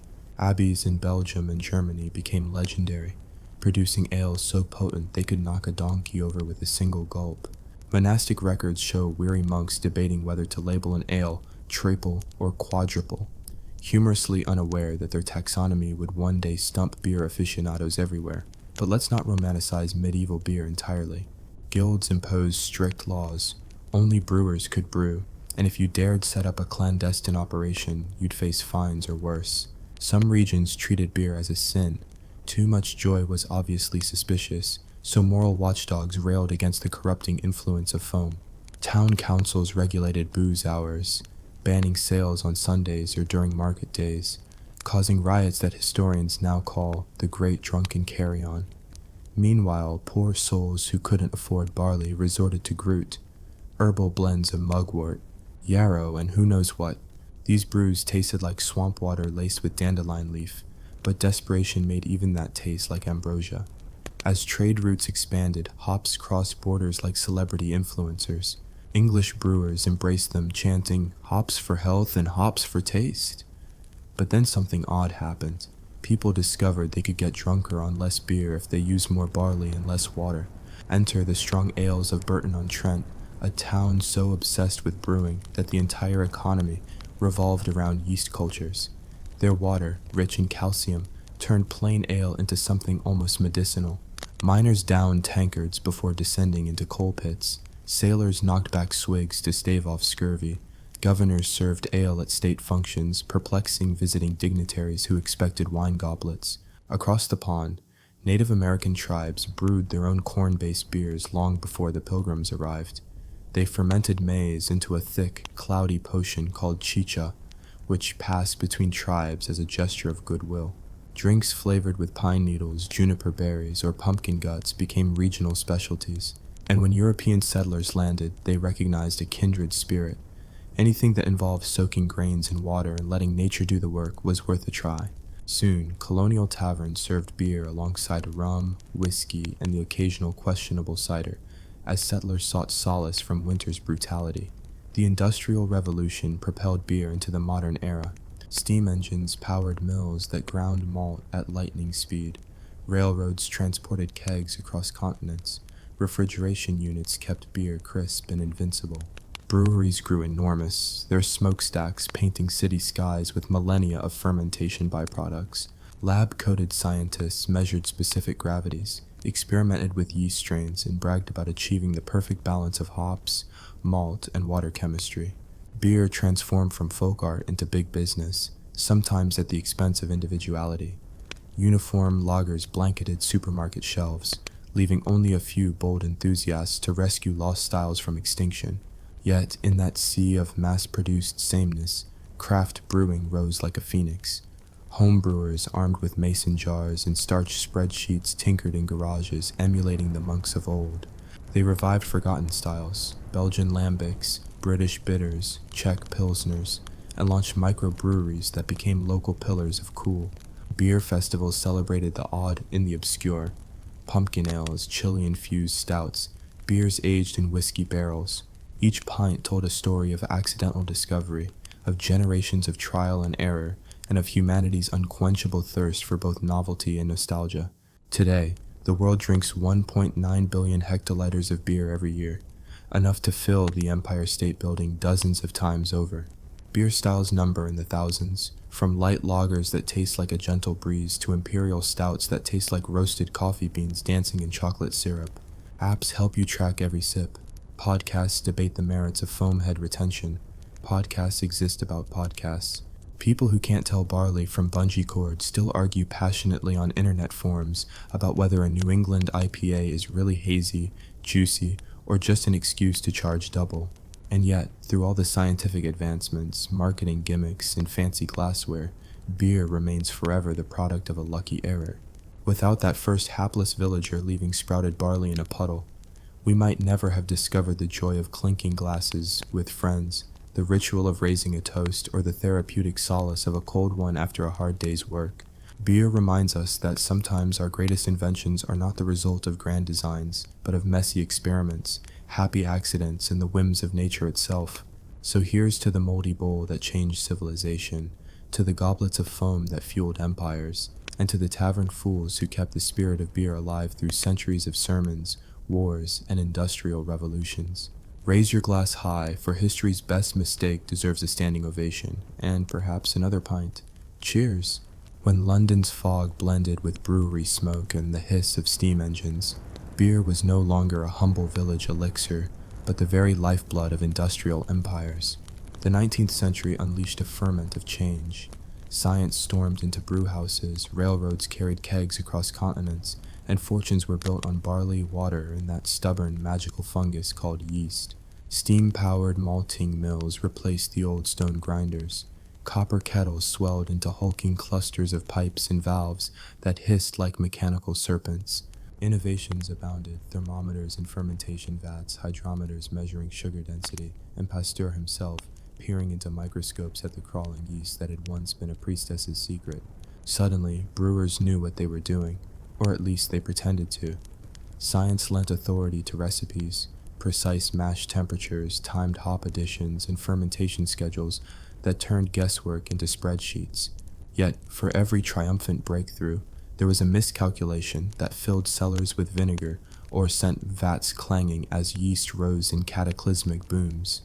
Across Europe, national tastes diverge. Bohemia claimed the Pilsner, pale, crisp, and so thirst-quenching that it was dubbed liquid bread for the Viennese worker. Munich answered with the velvety dunkels and robust Märzens, amber rivers of maltiness that fortified Bavarian bellies against alpine winters. In Britain, the North championed brown ales and porters, dark, roasty concoctions born in London's warehouses, while Burton-on-Trent's hard water elevated pale ales to legendary status. A naval officer might declare stout the king's ration, while a railway laborer swore by porter as a breakfast essential. Beer flowed along newly laid tracks. Carriages bristled with casks. Station platforms reeked of hops as porters in flat caps hefted barrel after barrel, grunting under the weight of civilization's favorite lubricant. Inland waterways, too, became commercial arteries, canal barges carrying malt from Yorkshire to Birmingham, steamboats chugging down the Danube laden with Styrian hop cones. Every port city sprouted breweries like barnacles, each claiming distinctions of locality. Dublin's rainwater made Guinness sing. Dubliners swore. Marseille's sea breezes blessed Noilly Prat's fortified wine, but did little for beer. But all progress had its shadow. Working-class districts bristled with taverns, back-alley alehouses so numerous that Victorian moralists bewailed, the gin craze joined now by a brewer's craze. Temperance societies flourished, placard-waving crusaders who blamed every ill, domestic, violence, poverty, ill health, on the siren call of beer. Posters warned of hop fiends whose brains were rotting. Tracts urged families to forsake the pub for prayer meetings and black tea. Yet no prohibition law in Britain ever stuck. Beer was too woven into the fabric of daily life. Only in far-off America would the dream of a sober utopia take hold. When the United States ratified Prohibition in 1920, it wasn't only whiskey that went dry. Beer, too, vanished overnight. Cathedrals of copper kettles stood silent. Star and the Fausts of Chicago bottled carbonated grape juice, and speakeasy patrons, desperate for bubbly relief, guzzled it by the gallon. Homemade hooch bubbled in bathtubs and backyard stills. Bootleggers smuggled beer across the Canadian border in ice-packed trucks. Those who claimed they weren't drinking grew gaunt and depressed. Urban legend tells of one defiant saloon in Philadelphia that rigged a hidden tap and a piano, pouring suds beneath the ivory keys while police danced cluelessly above. But the Volstead Act's fist tightened only briefly. By 1933, the Great Depression forced a reluctant repeal. Politicians recognized beer's tax potential, and disenfranchised drinkers cheered the return of the pint. Breweries scrambled to relaunch, labels reprinted, tankards dusted off, and wartime designs abandoned for pre-prohibition nostalgia. Yet the damage lingered. Smaller regional breweries had closed forever. What remained consolidated into an oligopoly of national giants, names like Anheuser-Busch, Coors, Pabst, that marketed uniform lagers across state lines. The American beer landscape tilted toward pale, mild, light-bodied brews, easy to ship, easy to drink, easy to forget. Meanwhile, Europe reeled from 2 world wars that decimated populations and razed industrial centers. In Germany, Allied bombing levels reduced many breweries to rubble. Occupation forces requisitioned malt and hops for military rations. British beer rationing persisted into the 1950s. Families received a weekly allowance of half a pint on weekends, as malt was diverted to food production. Canned beer appeared, promising convenience, and leaving millions of aluminum cans buried in bomb craters for decades. Yet even amid shortages, people clung to beer as a symbol of normalcy. Factory workers queued at local pubs after shifts, and children practiced Dad's ritual of thumping the mahogany bar to summon the landlord's attention. Post-war reconstruction turned toward modernity. Cold fermentation tanks replaced open-top cool ships. Automation streamlined bottling lines. Marketing departments spun slick ads featuring smiling men in crisp suits, glasses raised against backdrops of suburban tranquility. America's genuine draft beer, they proclaimed, as suburban dads chuckled over grass stains and football scores. Women were urged to buy beer for husbands as birthday gifts. Companies noted that sales surged each time Hollywood released a war movie. Beer became more than a drink. It was a cultural shorthand for prosperity, leisure, and national pride. Yet homogenization bred discontent. Beginning in the 1960s, a few intrepid homebrewers tinkered clandestinely in basements. They defied laws in several U.S. states. North Carolina, Alabama, and Montana still criminalized homebrewing into the early 70s. Undeterred, these rebels imported exotic yeast strains, experimented with crystal malts, and coaxed kaleidoscopic flavors from citrus hops. Their secret societies swapped recipes in dusty newsletters. They convened at cabin retreats under cover of night to sample each other's creations and whisper of a world beyond Budweiser. In Europe, parallel stirrings emerged. Belgium's microbreweries held fast to heritage styles. Lambics brewed with wild yeasts, gouzes blended across years, and saisons whose spicy complexity confounded newcomers. British real ale enthusiasts formed Camera in 1971, campaigning to save the dying pint, insisting on cask-conditioned beer served at cellar temperature, foam gently nestling at the brim. They rescued brewery after brewery from oblivion, sparking a renaissance of regional ales, bitters, milds, barley wines, and porters that tasted like history itself. By the 1980s, the craft movement matured. San Diego's hills echoed with the hiss of craft pilot systems.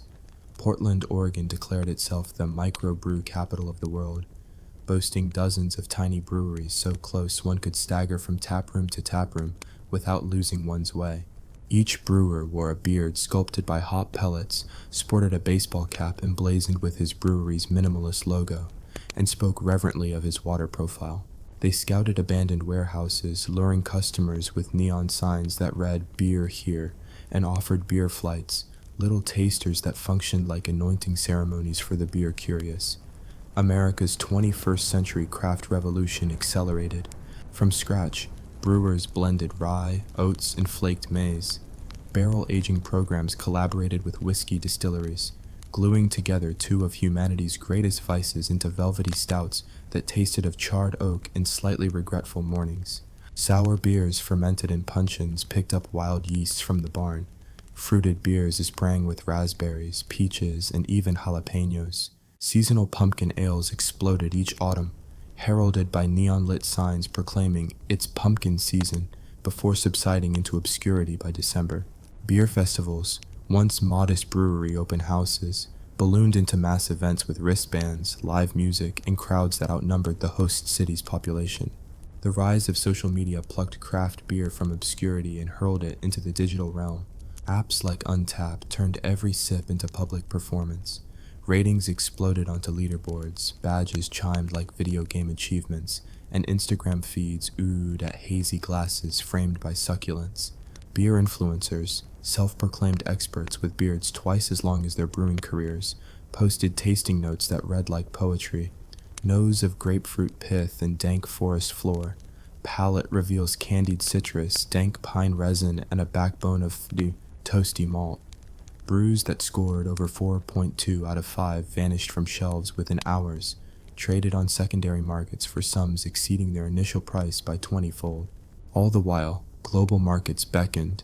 Japanese craft breweries imported American hop varieties, blending them with local rice and yuzu to create beers that tasted like mild taboos. Scandinavian brewers harnessed glacial water and indigenous botanicals, meadowsweet, cloudberries, spruce tips, to forge Nordic lagers. African microbreweries sprang up in South Africa, Nigeria, and Kenya, merging barley with sorghum to craft sorghum beers that rooted modern experimentation in ancestral traditions. Chinese brewers, once dominated by a single national brand, now launched craft offshoots that challenged local palates with IPAs and brown ales. Yet even as variety exploded, old controversies returned. Environmentalists decried beer's water footprint, a single pint requiring 20 liters of water across the supply chain. Brewers investigated water reclamation, solar-powered brew houses, and upcycled spent grain into livestock feed or baked goods. Buzzwords like sustainability and carbon-neutral brewing popped in marketing copy, sometimes earnestly, sometimes cynically. Beer might have begun as a happy accident, but now its makers faced unintended consequences. Climate change altering hop harvests, regulations squeezing small brewers on taxes, and corporate buyouts threatening the authenticity of beloved local brands. Meanwhile, consumer tastes continued to shift. Some sought solace in hyper-traditionalism, Baltic porters aged in oak barrels that once held sherry, Czech-style pilsners tapped like time capsules of 19th century Bohemia. Others chased novelty, oat milk stouts that tasted like breakfast bowls, nitro-infused hazies that poured like liquid whipped cream, salted caramel sours that bifurcated the beer world into devotees and detractors. Macro brewer conglomerates watched these trends warily, launching craft subsidiaries that mimic the aesthetic, rustic labels, whimsical names, while distributing at supermarket scale. Purists sniffed at these craft adjacents, dubbing them born. By the 2000s, beer was both more niche and more ubiquitous than ever. Global per capita consumption drifted downward in some markets. Millennials and Gen Z gravitated toward cocktails, hard seltzers, and low-alcohol beverages. In response, brewers concocted near beers and GABF-winning non-alcoholic IPAs that boasted full aroma without the hangover. Experiments in brewing with tea, coffee, cacao nibs, and even oysters staked claims on new flavor frontiers. At the same time, traditional beer halls, especially in Eastern Europe, endured as bastions of communal rejoicing, where patrons clashed their massive steins and barked "Prost" with the ferocious sincerity of ancestral rites. Yet, through every pivot, every fad, beer's core and magic remained. It was, at heart, a liquid born of error, elevated by community, and constantly reinvented by human curiosity. From that first muddy sip in a Mesopotamian bowl to the glow of LED-lit tap walls in Brooklyn, beer has been our unintentional companion, raising spirits, dulling sorrows, and fueling revolutions, both political and taste-driven. As we survey beer's trajectory from the 19th century to today, we see an unending dance between mass-market ascent and grassroots rebellion, innovation and tradition, science and artistry. In an age of hyper-connectivity and rapid change, beer stands as a testament to both our folly and our resilience, proof that even the most accidental of inventions can shape civilizations, one frothy glass at a time. Did you know that by the turn of the 20th century, beer was already so vital to society that people blamed Edison's light bulb for spoiling ales? Picture a brewery so cold, so antiseptic, that workers risked frostbite just to pilot 100-year-old yeast, then watched in horror as electric bulbs turned their rich dunkels into limp, pale liquid misery. The dawn of refrigeration didn't just chill beer, it redefined it. Before, brewers wrestled with fickle cellars and seasonal yeast. After, they commanded sub-zero temperatures in gleaming metal chambers. Ice houses, gigantic caves packed with northern ice and straw, gave way to ammonia compressors that burbled like mechanical frogs. Breweries grew into steel cathedrals, their gargantuan vats rising 3 stories high. At dawn, men in oilskins marshaled kettles the size of train cars, hoisting sacks of malt with cranes as steam valves hissed orchestras of industrial intent. But with progress came its own absurdities. In Munich, the newly unveiled electric tram delivered patrons to beer halls faster than ever, only to discover that hop aromas filled carriages like perfume, confusing conductors and inspiring impromptu cheers. Newspaper editorials complained of public intoxication by aroma, prompting tram companies to install charcoal filters that transformed beer-scented cars into ghostly tunnels. Commuters sniffed the filtered air, mourned its sterility, and resolved to bike instead, ironizing the promise of modernity. Meanwhile, lab-coated brew-master-chemist hybrids proliferated. They pored over stacks of chemical journals, diastase versus dextrin, Peltier effect on mash conversion, pH curves that looked like mountain ranges on paper. They'd sit in dingy back offices, scribbling graphs under flickering gas lamps, muttering, "I can't believe I'm paid to obsess over foam stability." Armed with Bunsen burners, they distilled experimental hop extracts into bittering agents so pure that a single drop spiked a barrel with the wrath of 10,000 pine needles. Tasting it became a rite of passage, akin to medieval ordeals, minus the dragging chains. In Britain, the London and North Western Railway introduced beer specials, luxury trains outfitted with bar cars serving cask ales pulled straight from oak kegs. Passengers paid a premium for pints on the move, an odd luxury when most people could get staggering drunk at home for half the fare. Yet somehow, the novelty caught on. Business travelers sipped porters en route to Manchester, then tried to conduct meetings without hiccups. Bored minutes from 1903, Record 1. Thomas Whitmore apologizing for momentarily bursting into song after sampling a particularly robust brew during a corporate merger. Across the Atlantic, prohibition may have shuttered breweries, but it also inspired illegal ice-cooled speakeasies where gangster-run submarines smuggled frosty kegs under the Hudson. Rumor has it that some metro tunnels hosted clandestine taps, pipes taped over electrical conduits, delivering black market beer behind flaking tiles. Patrons risked electrocution and arrest for the thrill of a chilled lager. At one notorious club on 42nd Street, the bouncer was a former brewery foreman who tested each barrel with a hidden hydrometer, ensuring quality control even in lawlessness. When prohibition crumbled, returning brewers confronted a changed market. Consumers had grown used to grain alcohol, batched in huge vats, soured by cheap sugar. To win them back, breweries launched PR blitzes, faked advertisements of cows frolicking in barley fields, jingles promising the taste of yesteryear, and endorsements from celebrities whose names no one remembered. The result? Lager, bland, fizzy, breakable. America embraced the new style with gusto, surrendering complexity for consistency. Craft beer would have to wait decades. World War II strained even the bland lager's resources. Grain was rationed, malted barley diverted to feed troops. Brewers grudgingly added corn and rice to stretch supplies, convened under government directives to maintain spirits and morale. In bombed-out London, brewery signs were painted black to avoid guiding enemy planes. Pubs reopened under dim red lights. Patrons huddled underground in tube stations. Beer and thermoses passed hand to hand, reciting patriotic toasts under the echo of distant bombs. Beer was both comfort and rebellion, proof that misery could still fizz with defiance. Post-war, beer's global journey accelerated. American GIs returned home with tales of pilsners so crisp they tasted like alpine breezes. European brewers took notes. Japan's Sapporo launched a flagship lager modeled on post-war GIs' preferences, while India's Kingfisher melded British techniques with local rice. In South America, Quilums brewed Argentine malts under Bavarian license. Brazilians experimented with cassava root beers long before beer budgets could buy imported hops. Each adaptation carried traces of colonial history, economic necessity, and occasional cultural cringe. By the 1970s, home brewing pioneers set up clandestine labs in suburban garages. They defied state laws requiring brewing licenses, camouflaging fermenters behind curtains or in chicken coops. Their secret weapon? Wild, aggressive yeast strains harvested from fruit skins and farmhouse walls. When a batch erupted through its airlock like a yeast volcano, they'd scramble to collect the froth, believing it a sign of divine favor.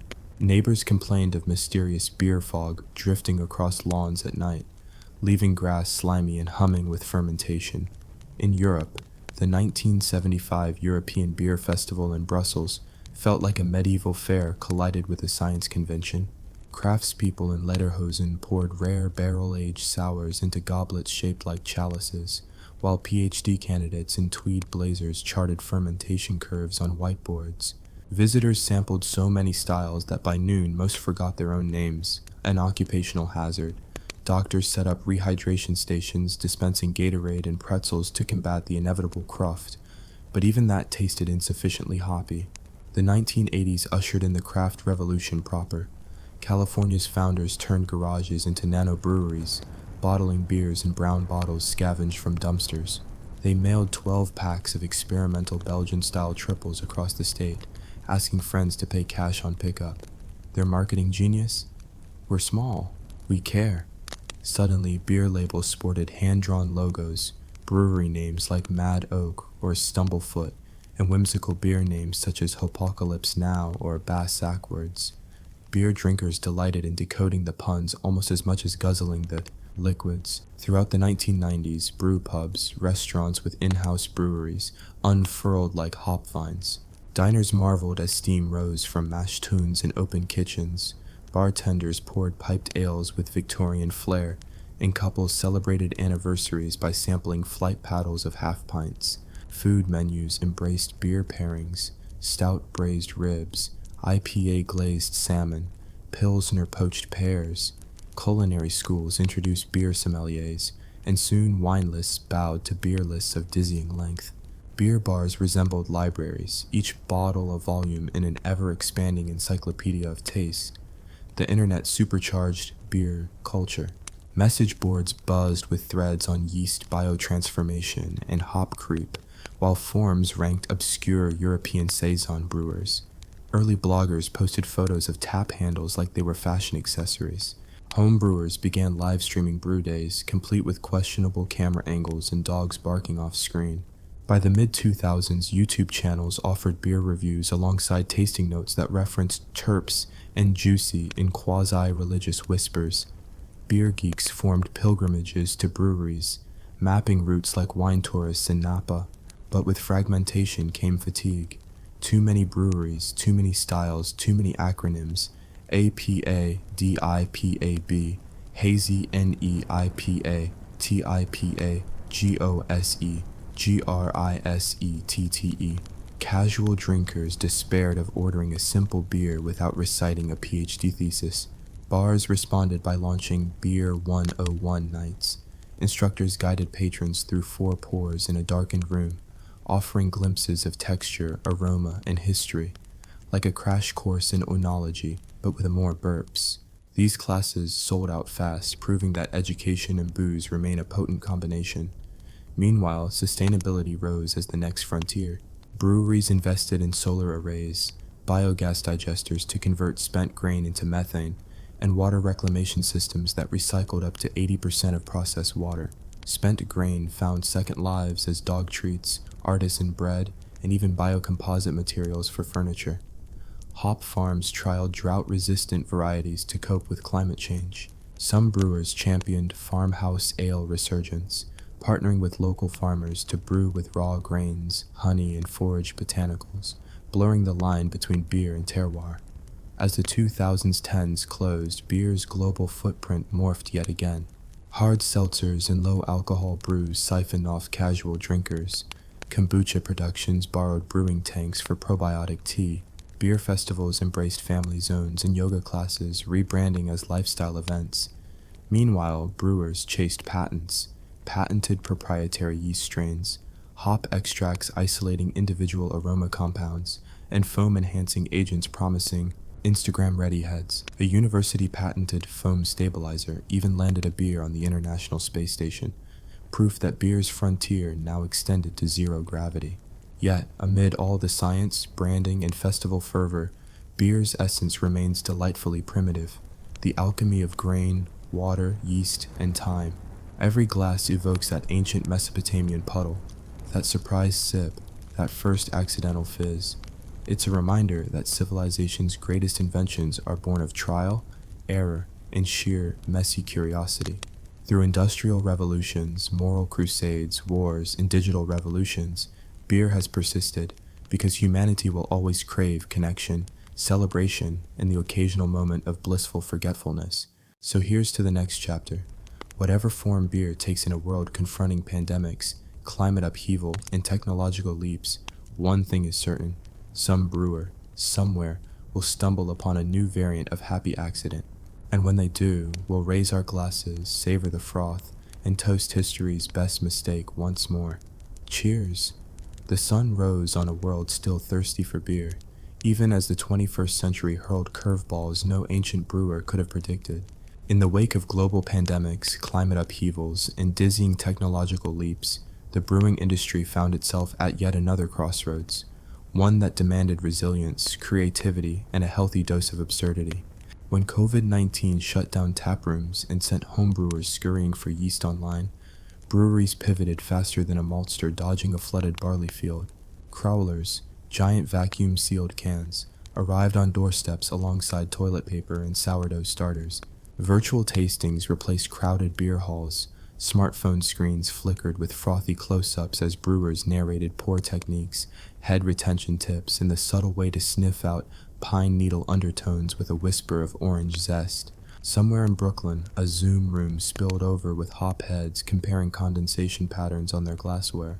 The party was remote, but the hangover remained local. As supply chains nodded and snarled, hops stranded in Pacific Northwest ports, malted barley diverted by weather disasters, small breweries tapped into old folk traditions. They foraged for wild yeasts on fallen fruit, harvested local spruce tips, and revived forgotten grains like emmer and einkorn.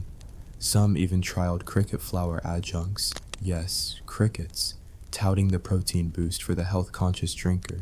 The marketing tagline read, "Bug-infused beer, because life's too short for gluten only." Whether it tasted like lawn clippings or a mild grasshopper crunch depended largely on one's willingness to embrace historical absurdity. Meanwhile, AI algorithms analyze millions of beer reviews to spit out optimum recipes: 6.3% ABV, 45 IBU, base malt ratio precisely 78.2%, a hop blend of 33% Citra, 27% Mosaic, and just a dash of experimental Galaxy. Brewers either embraced the data, churning out algorithmic ales with titanium-grade consistency, or rebelled, proclaiming data-driven beer is the death of soul.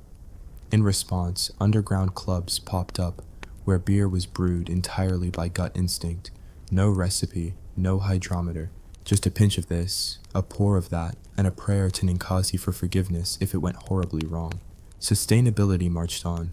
Solar arrays glittered atop brewhouse roofs. Spent grain became a sought-after commodity for local bakers, cattle ranchers, and even mushroom farmers who grew shiitakes on the husks. In Oregon, a brewery installed a biogas digester that converted wastewater and trub into methane, powering its boilers. They boasted carbon-negative brewing in press releases, though critics pointed out the pipeline leaks in the gas grid undermined the claim. Ever resourceful, a few breweries turned to ancient wisdom. They dug sunken fermentation pits lined with clay, evoking Bronze Age techniques to naturally regulate temperature without electricity. Patrons loved the story even if the taste hovered somewhere between rustic charm and did someone forget to scrub the floor. On the legislative front, governments wrestled with beer's evolving identity. Tax codes, originally written for simple lagers, groaned under the weight of barrel-aged stouts, fruited sours, and herbally enriched farmhouse ales. In some jurisdictions, breweries faced surcharges for high-gravity beers. Consumers protested by forming opposition to oppressive brew regulations, OOBR societies, picketing with signs reading, "Don't tax my IPA into extinction." Meanwhile, under the United Nations Sustainable Development Goals, an international working group drafted the right to brew responsibly, asserting that access to yeast, hops, and water was a basic human need, immediately earning both applause from drinkers and scorn from teetotaling lawmakers. Across the globe, cultural cross-pollination accelerated. In South Korea, craft breweries infused beer with kimchi brine and gochujang peppers, creating fiery lagers that tasted like your mom's secret side dish. In Brazil, cacao nibs from Amazonian cooperatives found their way into chocolate porters, supporting indigenous economies in the process. In Nigeria, sorghum beers gained legal recognition alongside barley brews, propelling entrepreneurs to revive age-old recipes while tapping into modern distribution networks. Each of these hybrid brews embodied the tension between tradition and innovation, the same tension that had propelled beer from muddy puddles to psychedelic-hued cans. Then came the meteoric rise of non-alcoholic and low-alcohol beers. Health-conscious consumers, emerging from pandemic-induced sobriety challenges, demanded the full aroma and mouthfeel of beer without inebriation. Breweries invested in vacuum distillation and reverse osmosis systems, technologies once reserved for fine vodkas, to gently strip alcohol while preserving hop oils and malt sweetness. The result, near beers so convincing that unwitting tasters uttered, "I can't believe it's not barred." Some craft champions decried the trend as wine cooling its heels, while others hailed it as the next frontier of inclusivity, because everyone deserves a seat at the bar, regardless of their blood alcohol level. Augmented reality entered the scene. Scan a QR code on your can, and suddenly your phone projected a holographic hop cone dancing above your coaster, narrating tasting notes and suggesting food pairings.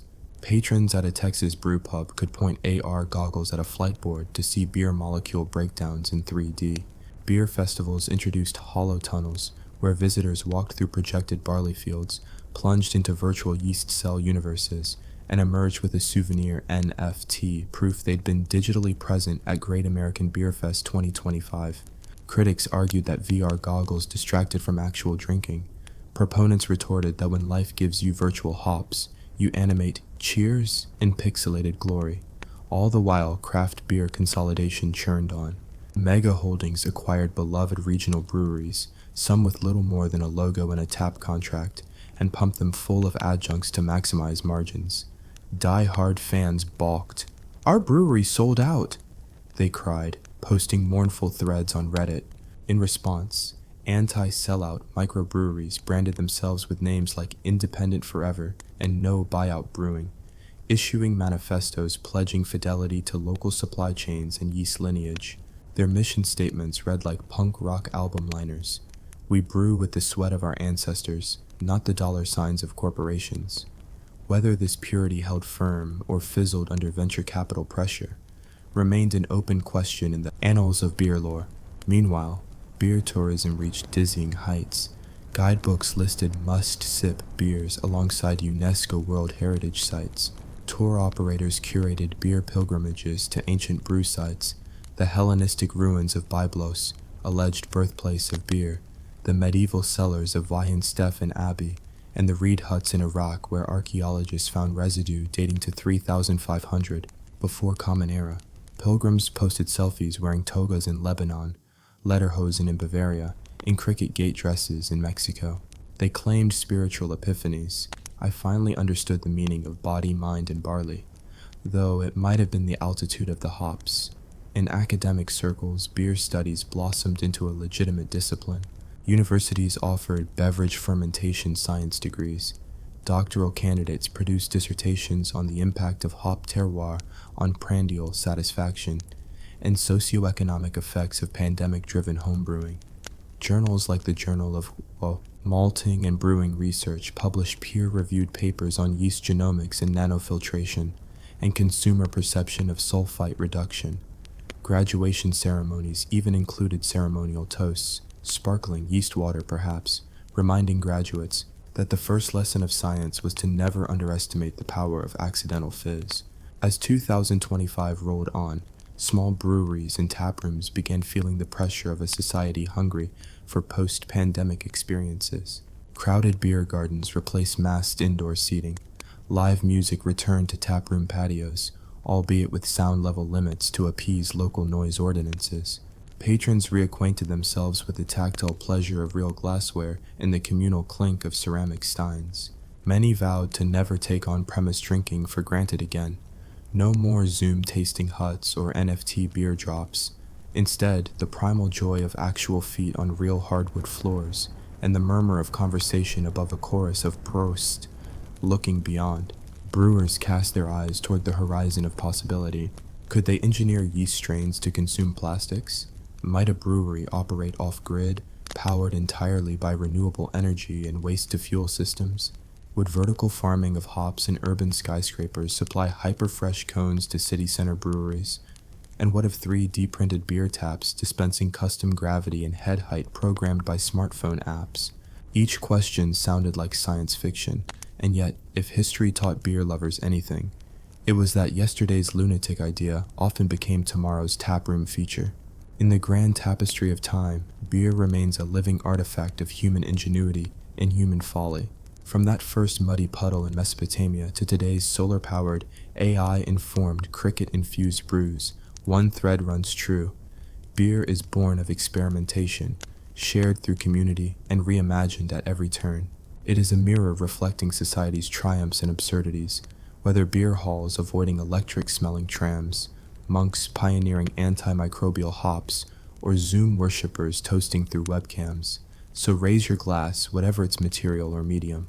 Here's to the master brewers who wrestle with wild yeast and corporate spreadsheets alike, to the home brewers who risk yeast overflows and law enforcement, to the ethical entrepreneurs combating climate change one pint at a time, and to the drinkers who, sip by sip, keep history's best mistake alive.